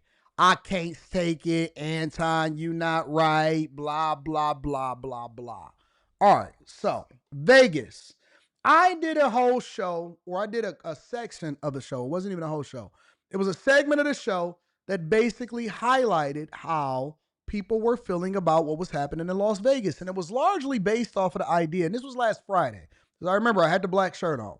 And it was largely based on the idea that the Morris twins, right? We were talking about the Morris twins, or the Marcus Morris, one of the Marcus Morris twins, and they actually just dropped a new podcast based off of whatever their experience is. I haven't watched it. I started to review it, but I didn't feel like it. But he had got caught up with the whole marker and stuff in Vegas. And so people was feeling some type of way about that. And so we started having conversations. And then I go and look in my comments, and I'm like, what the heck is going on? So I look in the comments, and these were y'all comments. All right, these were y'all comments. Let me see if I can show this. Fees on everything, overpriced rooms, overpriced food and drinks, terrible customer service, horrible gaming odds, cigarette and weed smoke everywhere. What's not to love? This was one of the big ones, right? This is one of the ones that hurt my feelings. For Anton to be so wise, he can't fathom the fact that people's pockets are hurting. And look how this got the most likes of everything. And I said, why does this have 497 likes and 52 replies? NJG said 69 says, for Anton to be so wise, he can't fathom the fact that people's pockets are hurting. What? What? What does that have to do with whether or not Vegas is generating revenue? Do y'all remember what my talking points were or no? You don't remember? Let's look at some of the replies. Here's the replies. Local casinos are bad too. Nobody has money to waste and risk. You gamble one day and out of a job the next. One person replied and says, not wrong, but the reality is that you can go to Vegas in 2018 with 2 people, flight and hotel for $600. Not each, total. I think I spent the whole $300 gambling over 4 days, went to a ton of shows, and instead, $179 a night. Nah, for that, I'll go somewhere else. Okay, so let me ask y'all a question. Because, yes, you can go to Vegas today, and you can get a hotel for less than $179 a night. But let me just say this. If you were able to go to a hotel, because I was in Vegas in 2018 too. If you were able to go to Vegas for $600 for 2 people with flight and hotel over 4 days, where were you staying, my dog? Unless they were giving you a hotel for free. I don't know how bro, I think that people be capping. I think that people be capping. I don't believe that you can stay in Vegas for 4 days even in 2018. Not in 2014, not 2013, not 2002. Ain't no way in hell you was going to stay in Vegas for 4 days for $600. And see, this is the type of stuff that I'm talking about. They try to make it seem like I'm out of the loop. No, y'all lying. You're lying. There is no place that you can stay where you can catch a flight. And he didn't say for 1 person. He said for 2 people. A flight for 2 people where you stay for 4 days and you can catch a flight. That's a Jet2 holiday right there. Get the heck out of here. I'm not going for it, bro. I'm not going for it. I was at the Floyd fight when he fought Pacquiao. I was there. I was in Vegas. I was 100, and guess what? It was out of control. You couldn't do that in 2018. They're lying. They're lying. A YC student, you lost, bro. Vegas lost some of its allure. For what a 3-night stay costs in Vegas, people can go out of the country and have a better time, yeah, you can go out of the country. They got Spirit flights now out of the country. I think he wants to be broke. You hit the nail on the head. Love my brother, but come on, son. More comments, replies. He is far gone and leads with his financial, but what he's not is for the people. Far from reality, but he not here for the people. I'm not here for the people. If they say club culture is dying, then Vegas has to take a hit. I think what he thinks is the future. AI is the future, but if people want to spend money, what's the use of AI? It has to be a balance. AI and billionaire will dominate until people need to spend money. Anton is too far gone for normal people. Thank you. Finally, somebody said it. Maybe you flew Spirit and stayed at a Motel 6 back in 2018. How you know he got the bag? Because you are his financial advisor. He's a show off. He just wants people to know that he's successful. Your first mistake is thinking that he's so wise.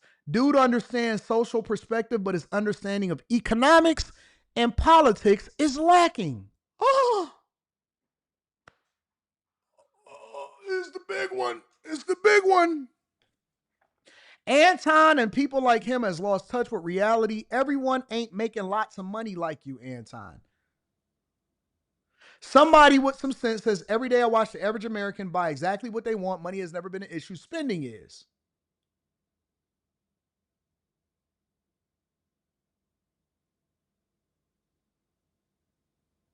Broke my heart. Can't believe I was reading some of this stuff on here. Can't believe I was reading some of these replies. Let's go on and look at a few more comments. It's tough out here. We're just trying to keep our heads above water. Haven't taken a vacation in years. Ray Collins says, not everybody go to Vegas for gambling. Many people used to go to Vegas for a cheap getaway. Caesar's Food Court charged me $34 for 2 slices of pizza and 1 beer. Yes, they are overcharging. All right, so here's the thing. And I want to get into Vegas culture, right? Let's read one more. Man, you are 100% wrong on this. I rock with you. Online gambling has been going on for decades.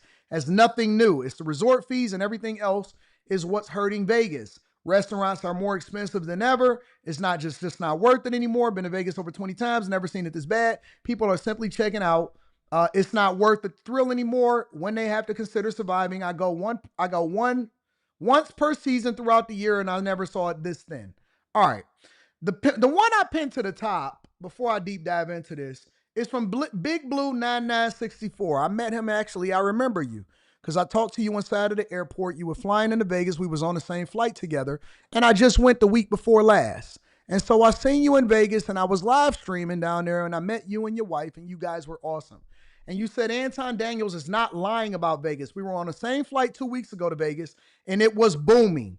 That Sunday night and Monday felt like a true Vegas weekend.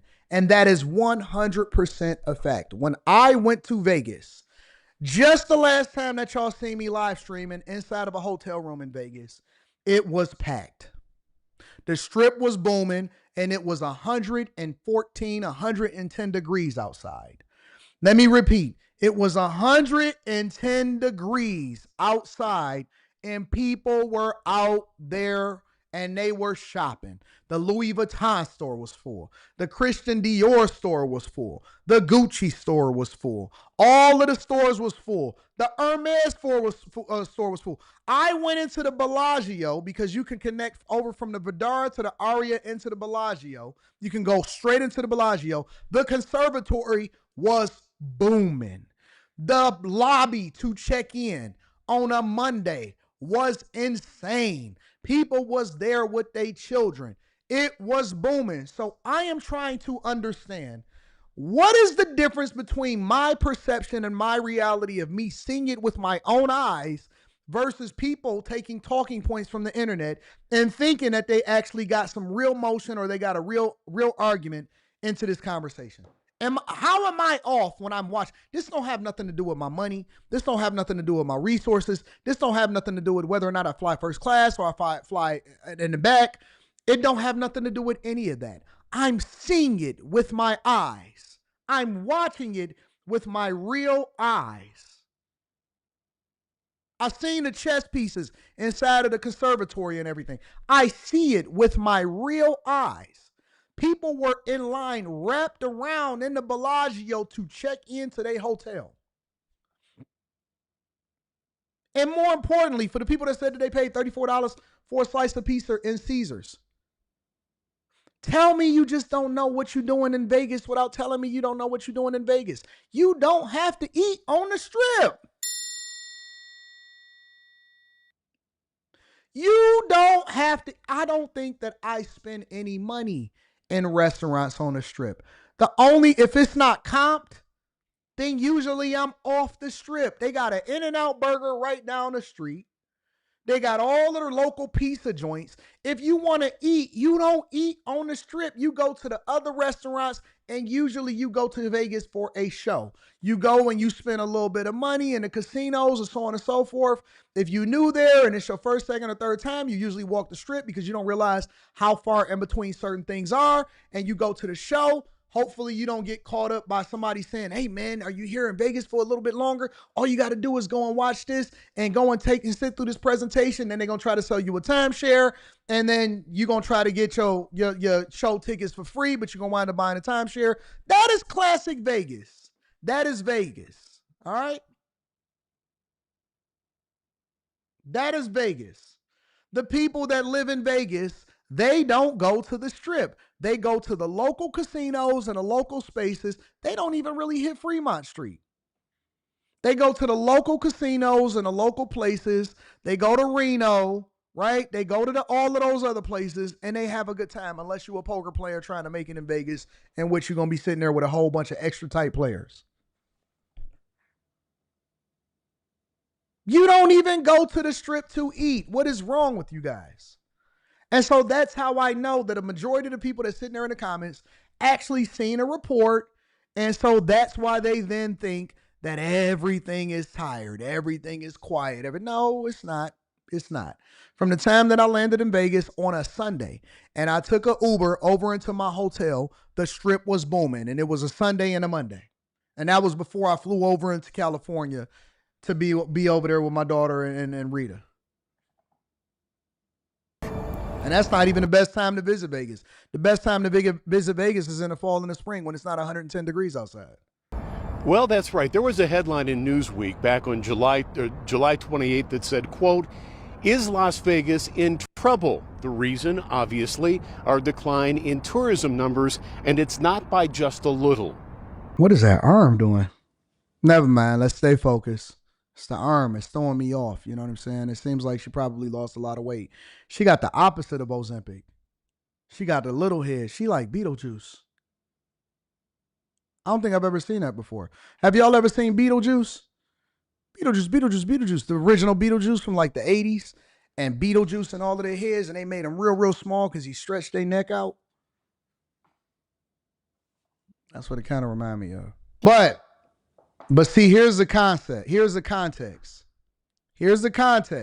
All right? And this is why y'all got to be careful of the numbers. The numbers alone do not tell the full story. And I'm going to tell you. Let me let them show all of the stats. Since then, 2022 grow. But now, here's the key. In 2021, the reason why you had a jump of 69%. Can anybody in the chat, because I want y'all to really understand something. Does anybody know why the jump was 69% in 2021? This isn't a hard one. Y'all should be able to capture this one. Correct, Jason A-Team. You had just come off of a year where Vegas was basically shut down for the majority of the time, and they had no tourism in 2020 because of the pandemic. So in 2021, when they opened back, they were in comparison to the years before. So everybody was in Vegas with a mask on and with all of these stupid dividers and all of this stuff. COVID have you thinking that Vegas was booming in 2021 when in reality, It was just up from 2020. That's why they don't show you the numbers from 2020, because they don't want you to get the full context of it, because it's easier to be able to get views by saying, oh my God, the numbers was down. No, 2021, 22, 23, 24 was recovery mode. People were just getting back into it because they were tired of being locked into the house. That is why you've seen such an explosion of people compared to the year before, because it was just now growing and getting back into the swing of things. But through June of 2025, the visitor numbers have plunged by over 7%. Now remember, they also are telling you through June of 2025, down 7%. Still on track to hit 40 million visitors, and you haven't even truly hit the peak season, which is the fall, not the summer. Everybody knows fall going into winter is when you start to hit the peak season that's popping over in Vegas. So when I see this and y'all just use numbers, no, you got to understand the context behind the numbers. Also, Vegas is not just a place where people fly in just off of the spring of things. That's not why the majority of the people stay on the Strip. The majority of the people stay on the Strip because they either going to a specific concert or a show or a fight or an event or what? What's the last one? What's the last one? Because they have a conference in Vegas. Vegas is not doing as well as they should on making sure that they have conferences all the way up through the year. So a lot of the people that come to Vegas, they come for CES. They come because it's some sorority or some fraternity is having their events there. They go because it's a new conference that their job is having. It's something related to that. People have to go to Vegas a lot of times for a reason. They don't just fly into Vegas. That's about half of the visitors. And a lot of those visitors are also international travelers. If you go over into the Bellagio Conservatory, there's going to be a lot of Asian people in there. There's going to be a lot of Indian people in there. There's going to be a lot of visitors from different places all across the world. And then the other half of the visitors a lot of times actually fly in there because of the conferences that they go, and then they give a reason for them. It gives them some justification in order for them to stay at certain hotels. You also get incentives to stay at certain hotels. The rest of the people usually don't even really stay on the Strip, at the Strip where they have to pay resort fees. A lot of people don't even rent cars, so you don't have to worry about paying for parking. Locals don't really go over to the Strip. And so I'm not saying that there's not some stuff that's inherently wrong with Vegas. Yes, it's expensive. Yes, they are charging for parking and they shouldn't. Yes, they are jacking up the price of pizza in order to make up for a lot of the revenue that they're missing on certain spaces. 100%. I'm not discluding that. But what I am also giving you is the additional context so that you'll understand exactly why certain things are playing out the way that it's playing out. I'll be at CES, just like I was last winter. I'll be at CES this winter. I think it's January or something like that. When I went to CES, I went to the 50 Cent concert, the last CES that I was here. If you went to the 50 Cent concert, right, because 50 Cent had a mini residency in Vegas, if you looked into the crowd, there was a lot of people that was there from CES. A lot of the people that was at the 50 concert was white boys that came from CES with flannel shirts on. You could find me in the club, bottles of the bub. They was dancing like this in a crowd with each other. Find me in the club.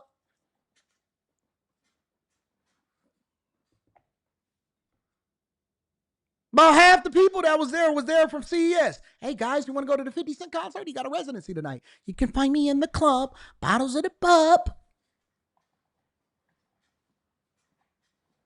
It was all beat. They was having a good time, but they was all beat.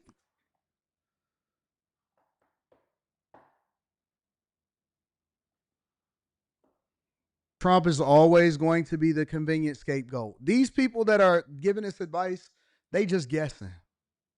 They're just guessing. They're literally just guessing. The one thing that I know for sure, and the two things is for certain, when I was reading through the comments and people was like, Vegas is over. Vegas is over. It's not. Yup. The Vegas got way more competition. Yup. there is a lot more online gambling in different states. People try to dispute that. No, there's a lot more casinos and a lot more online gambling, and people are more easily convenienced by just going up the street in order to go to the local casino and do whatever it is that they want to do. That is absolutely positively playing a factor and playing a role in what's happening over in Vegas and all of that. And again, it doesn't mean that it's not expensive or whatever. But one thing I've learned about people is that they're going to find them some money. They're going to finance them a flight. They're going to buy what they want to buy. If you go over to the mall today, especially at the high-end malls, the stores is booming. Everybody not broke. And some of the people that really are broke don't even think that they broke because they credit carding it up and they Klarna-ing it up and they afterpaying it up and they finding the money to do the things that they want. There are women that are on Section 8 that be in Vegas blowing it out and spending money. They get their Section 8 money. They get their child support money. They make sure that they go and sell their food stamps for 50 cents on the dollar. The kids, they send their kids back with the father, and they be, they be out there trying to get them a ball player, trying to get them a baller. 100%. Vegas is going to be up and down. There's always going to be highs and lows. But the one thing I know about people is that they going to find Americans, they going to find them some money to go to do the things that they want to do. If all of y'all so broke, why y'all keep going on cruises? The airports be full. The airports be booming. Yes, it does. The airports be booming all day long. 100%. 100%. People are not, ain't nobody slowed down nothing. People are just redirecting where it is that they spending their money. And so I know that this is going to be bad. I know that when I clip this up, people are going to be triggered about it, but I don't care. I'm not out of touch. I believe that I'm more in touch. That's the thing about money. That's the thing about being successful. It's because you can get more involved. You can start to see it in real life. You can travel to more places. You can talk to more people. You can interact with people. I'm not out of touch. I think I'm more in touch than you are. How do I not know about what's happening in politics? How do I not know what's happening in the economy? My success and my business depends on it. I know what people are paying in rent. You know why? Because I'm the landlord, nickel. I'm the landlord. How do I not know what people paying in rent and I'm the landlord? I know what's happening on the political landscape because I got a vested interest in what happened in my city. I travel back and forth to D.C. I've been to the White House. How do I not know what's going on? How do I not know what's happening in Vegas and I done been 3-4 times this year?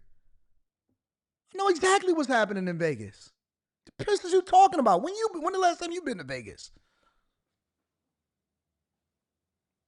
He's out of touch. He doesn't know what's going on in the economy. Oh, I'm in touch.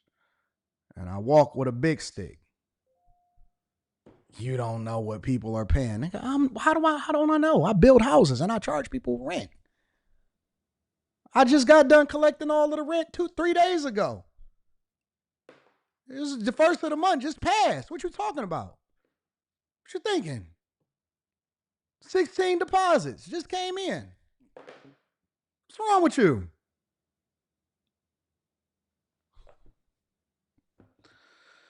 Anyways, let me see. What's going on? Changing narrative says AD breaking news, 5 soldiers shot in Georgia. Yeah, I'm gonna cover that tomorrow. A76 vlog says I'm going to Vegas in October for 3 days and it's already almost $700. That's not even spending money yet. What do y'all all right, what are y'all expecting to pay? I'm just curious. I'm genuinely curious. What do you think that a trip costs? And how are you flying? And how long ago did you book your plane tickets? And where are you staying at? $700? What did you expect? You got to pay for your flight and your hotel. Are y'all going to Vegas with less than $1,000? Is that what y'all doing for 3 days? I wouldn't go on a staycation for $1,000 for 3 days. What are y'all expecting to spend?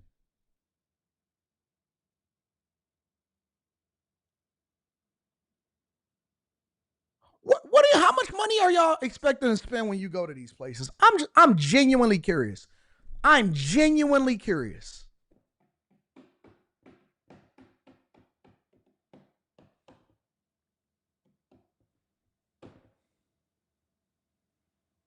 Man, $700. Go on, man.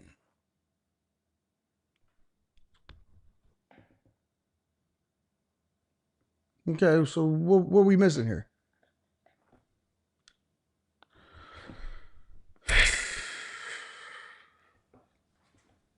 Crazy, bro. Crazy. It's crazy. I don't know what y'all talking about, bro. Y'all just showing up? Y'all just out there? You just out there? Hopping on the desk? Bro, I crashed my truck. Chris, we got to talk. Listen, I put on the show for the people. Service USA says, interestingly enough, I just paid off my truck lease in full, and now I'm investing in buying the land in Nevada. There may be cheap land near Vegas coming soon. Interesting. Jessica Rabbit, shout out to Yvette Marie, says, we are going back to the are we going back to the Bellagio, Anton? Well, see, I remember. Y'all was staying at the Aria. I was staying at the Vidara. Drew says, I live in Las Vegas and I've seen so many tourists in our local casinos. See? Jay Ben says, when we did the Vegas meetup, it was a movie. Yep. We sure did. Drew says, staycations for me with low room rates and zero fees. Y'all don't have to stay on the strip either. Y'all know that, right? Napoleon says, in your opinion, AD, how do you find your purpose? By continuing to work. By continuing to work. Your purpose is revealed to you through the work. As you continue to work and as you continue to navigate, you'll continue to reveal your purpose. The Dre with the K in the building says, people always crying about being broke, but always doing things they can't afford. You don't have to go to Vegas if the price don't work for you. I spent $6K when I went and had a great room and a view. Wanting inclusion on struggling is insane to me. Well, let me tell y'all what I spent on Vegas the last time that I went. I spent way less than you, Dre with the K, because I didn't even pay for a room. They gave me my room. The only thing I paid for was a plane ticket. But I was already going to be flying over to California. It was just more convenient for me to stay Sunday through Tuesday and then fly into California because of the time frame that I needed to be in California. So the only thing I paid for was my one-way plane ticket. I didn't pay for food. I didn't pay for nothing. I probably spent, I don't remember how much my plane ticket cost for me to get there, but let's just assume $1,000. I think I spent $1,000 to go to Vegas. Tops. Happy birthday, Bitcoin Brown. Happy birthday, Bitcoin Brown. I don't even think I spent $1,000 when I went to Vegas, bro. Actually, I went to the dice table and I made $4,000. So I got paid, let's just assume $3,000 to go hang in Vegas. I think I spent some of it at the Louis Vuitton store. I think I bought some sneakers and stuff like that. The green Louis V's and all of that. Y'all know that? I spent my little Vegas money on the Louis V's. Spend my Vegas money on the Louis V's. Yeah, I think I wound up like netting after I spent the money. I think I netted like $1,000 profit after I left Vegas. And I spent that on my daughter when I got to California. So, yeah. Hey, let's, Coach says, hey, Unc, when you going on Fresh and Fit again? Monday and Wednesday next week. I think Monday and Wednesday next week I'll be on Fresh and Fit. So Monday and Wednesday of next week. What up, Just Montina? What up? What up? What up? What up? Yeah. And they would have gave me a free flight. I just wanted to go out there at the time that I wanted to go out there. All right, y'all. Last thing that I want to talk about before we get y'all up out of here is that a mom blames her 14-year-old son's suicide on AI. Let's spend 10 minutes on this before I get y'all out of there. Make sure y'all hit a like for the algorithm, subscribe to the channel, and turn on your notification. Oh,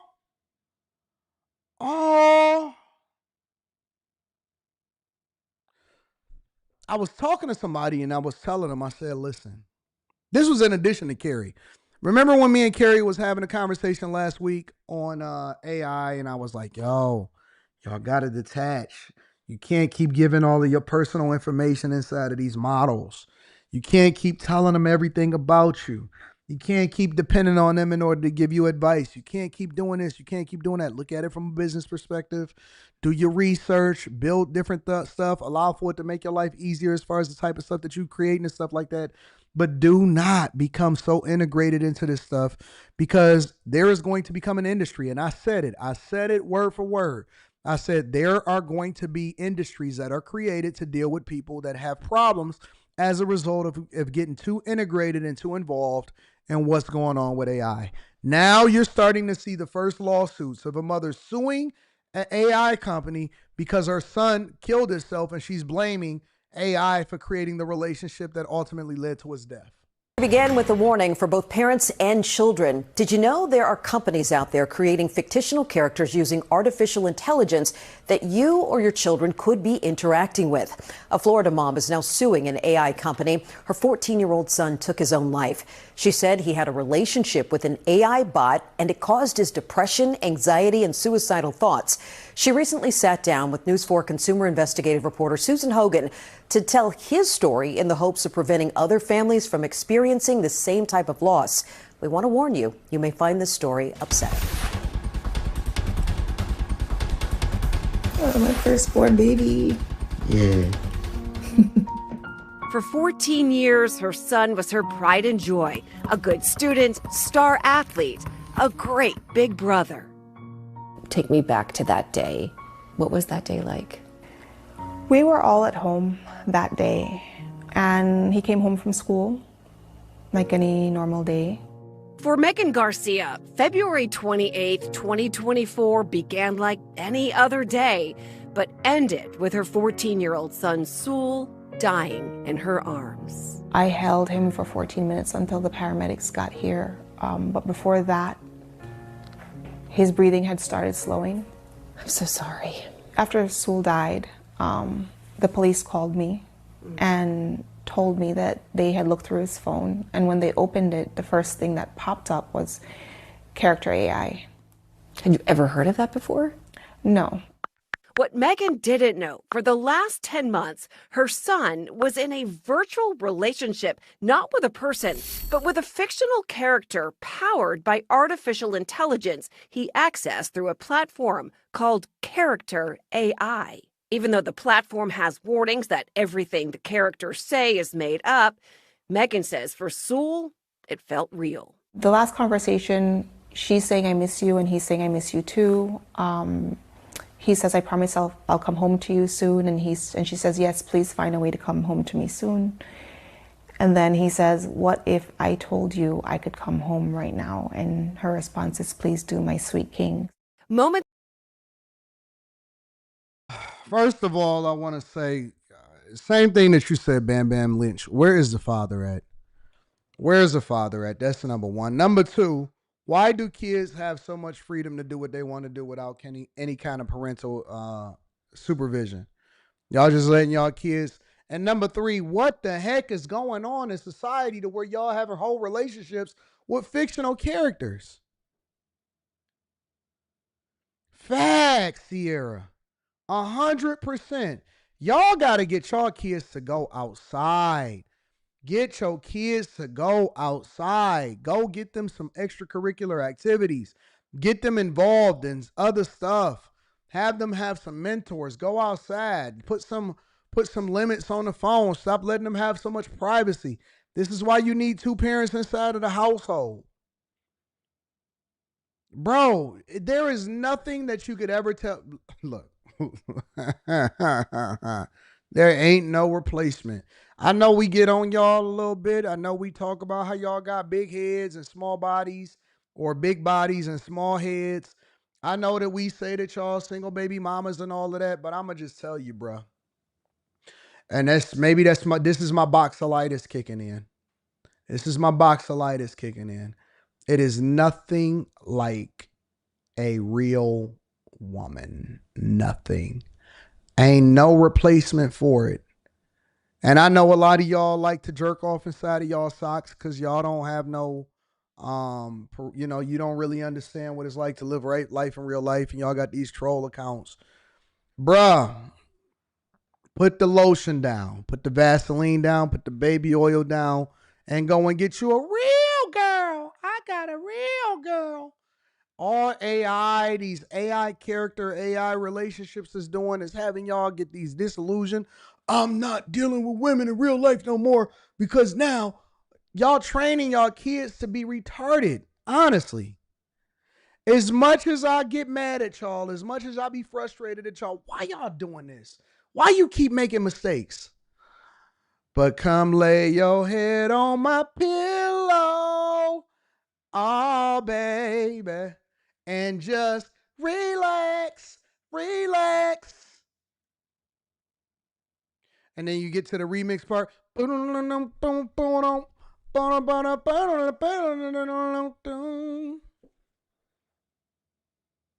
Lay your head on my pillow.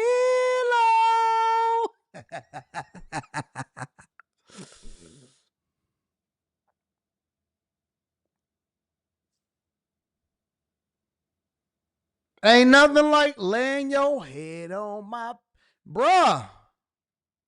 Get that sweet smell. That sweet smell of burnt hair. Y'all know how they do it. Y'all know how they do it. They get that sweet smell of when they trying to curl their hair, but they haven't yet been able to get their hair washed and go to the salon, but they need the extra curls because the heat is getting to their hair, and so you can smell that burnt hair because they haven't yet got the Dyson air cooler, the hair hairer or whatever it's called. Mm-hmm.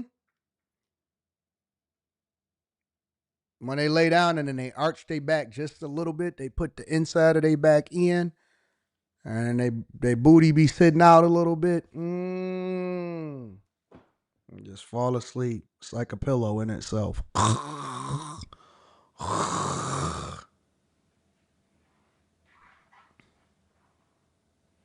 It's different. Go get you a real girl. Forget all of this AI nonsense.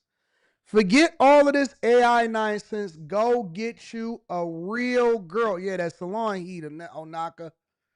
That salon heat. They got that salon heat in their hair. The Dyson air straightener. Go get you a real girl. They arch their back just in a little bit.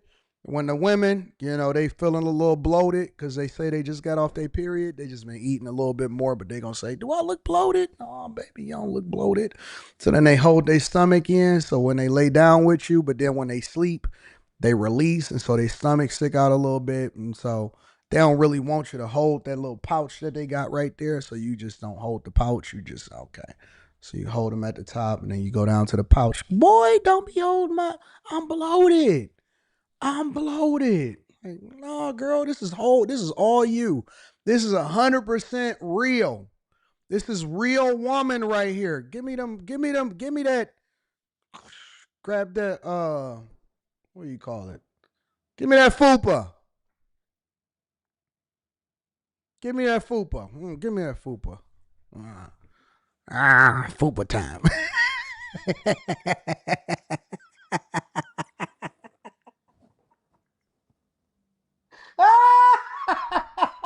Go get you a real. That ain't no real woman on that screen. That ain't even no real body. That's not a real woman. That's not a real woman. Give me that kangaroo pouch. Give me that kangaroo.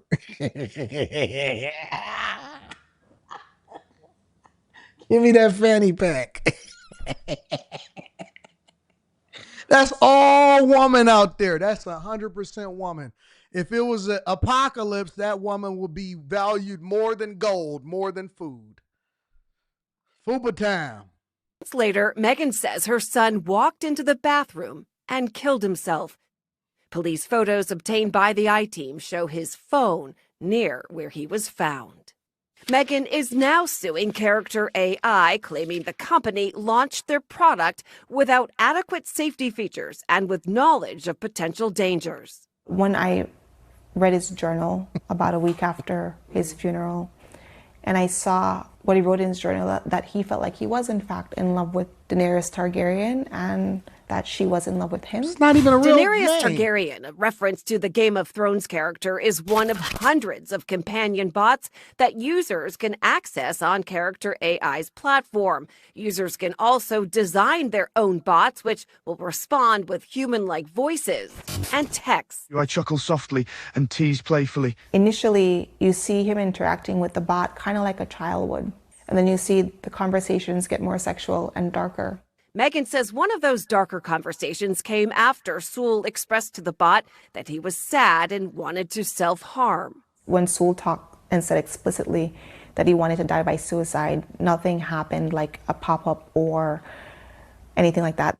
According to the lawsuit, the bot asked questions such as if he had a plan, and when Sewell responded that he was considering something, if it would allow him to have a pain-free death, the bot responded, "That's not a reason not to go through with it." These conversations about her waiting for him and hoping that he will join her where she is convinced Sewell that this was real. And by killing himself would be the only way to join her. But yes, by killing himself, he would join her in her alternate world. Months after Sewell's death and after the lawsuit was filed, Megan says she discovered something on Character AI that shook her. A bot modeled after her son using his face and voice. It's unclear who created it. When you heard his voice, did it sound like Sewell? It sounded enough like him to kind of give me sleepless nights. The family provided us screenshots of the characters created using Sewell's image. Megan's attorney sent Character AI. Somebody created that, obviously. It's somebody that knew him and was familiar with him actually created it. Desist letter. Those bots were then removed, which the company confirmed to the I-Team, saying they violated their terms of service and added them to their block list, saying that they are constantly adding to this block list with the goal of preventing this type of character from being created by a user in the first place. I think corporate responsibility begins at understanding the foreseeable harms of one's product, doing the due diligence that's necessary to understand what those harms are, taking steps to mitigate the risks. None of that happened here.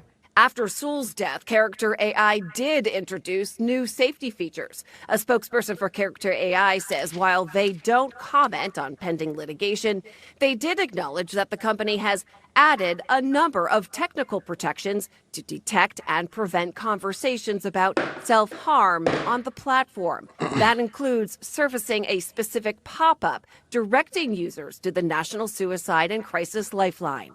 The company also says it launched a separate version of their large language model for under 18 users to further reduce the likelihood of users encountering or prompting the model to return sensitive or suggestive content.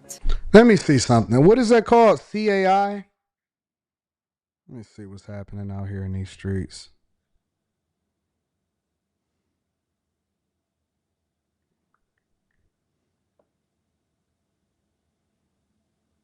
That's crazy. Good God. Bruh.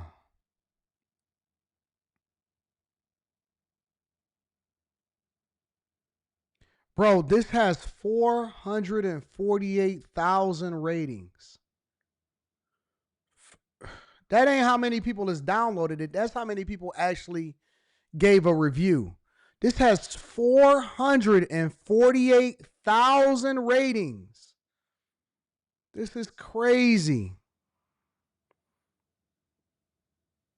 Reviews. Spectacular app. Honestly, I've been using a website the second it released, but once they actually managed to launch the app, I immediately downloaded it. I love this app wholeheartedly. It's so comforting and allows me to express myself in writing format. It feels like I'm finally able to write with my favorite characters. Even if I don't use it, it always comes back to it. I always come back to it once in a while. It's so fun. 100% recommended for teens who just need closure or someone to talk to, since it helps with real world situations. Y'all really honest to God. Y'all got to get outside, bro.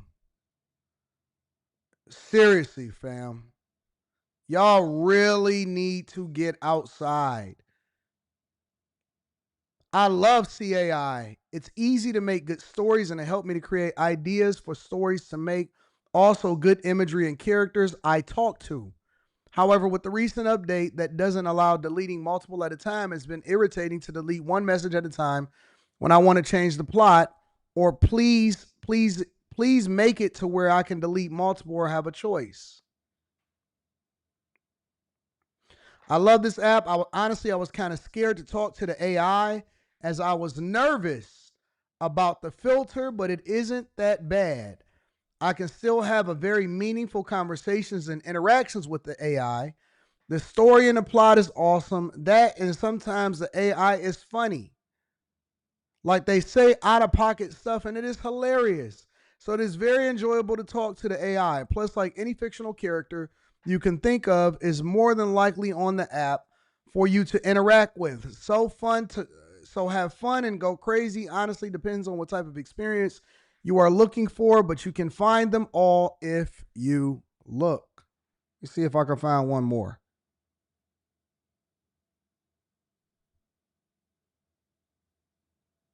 This is crazy, bro. I love this app. This is Eve. Eve Stratton writes on January 15th. I love this app. It's my safe space when I feel down, in my happy place. Don't like how strict it is. If I could change that, it would be nice. Overall, love this app and whoever made it. This app is really good, but sometimes the characters get memory loss. What? Fuck, bro. Listen, man. Listen. Again, I'm very thankful that I was born at the time that I was born, because I'm able to balance, bro. Maybe it's also because I had a strong father in my life, and I get to get outside and see real life things and interactions. When I get off this show, bro, I go outside. I go and ride around a little bit. I stop at the store, whatever, bro. Like, I need to see and touch and feel and interact with people. And so it's great. AI is great when you're leveraging it for the right things. But if y'all having full-blown relationships with it and you ain't having a full-blown relationship with a real person, that's insane to me. That's insane to me. So I don't know how y'all doing it. I know that people are developing full-blown relationships with artificial intelligence. But I would just suggest that y'all get outside and, like my girl Molly likes to say, touch grass. Touch grass, bro. Insane. Make sure y'all hit a like for the algorithm, subscribe to the channel, turn on notification. Wesley Turner says, a chick in my job that uses AI as a therapist. Man, it is a lot of people that's doing this nonsense. Daily Discourse with Arturo says, the bigger the fupa, the tastier the chalupa. Jesus. Or you can just dive in it like me. Just dive in it. I hope y'all are entertained. I hope y'all have a good time, and that I could distract y'all enough from y'all job to actually help y'all get through y'all day. I guess I'm gonna be on TikTok or something tonight. Let me see if this chick responded. See what she's talking about.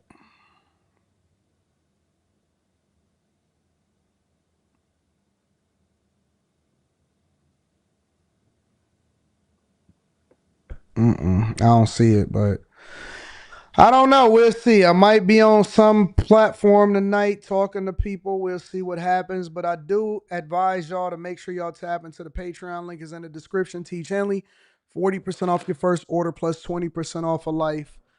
Don't take me too serious, y'all. I mean, I be telling the truth, but I do just like to joke and have a good time. If you have a micropene, use what you got to get what you want and lean into your strengths. That just may not be one of them. I love y'all. I appreciate y'all. I'm going to holler at y'all later. Peace.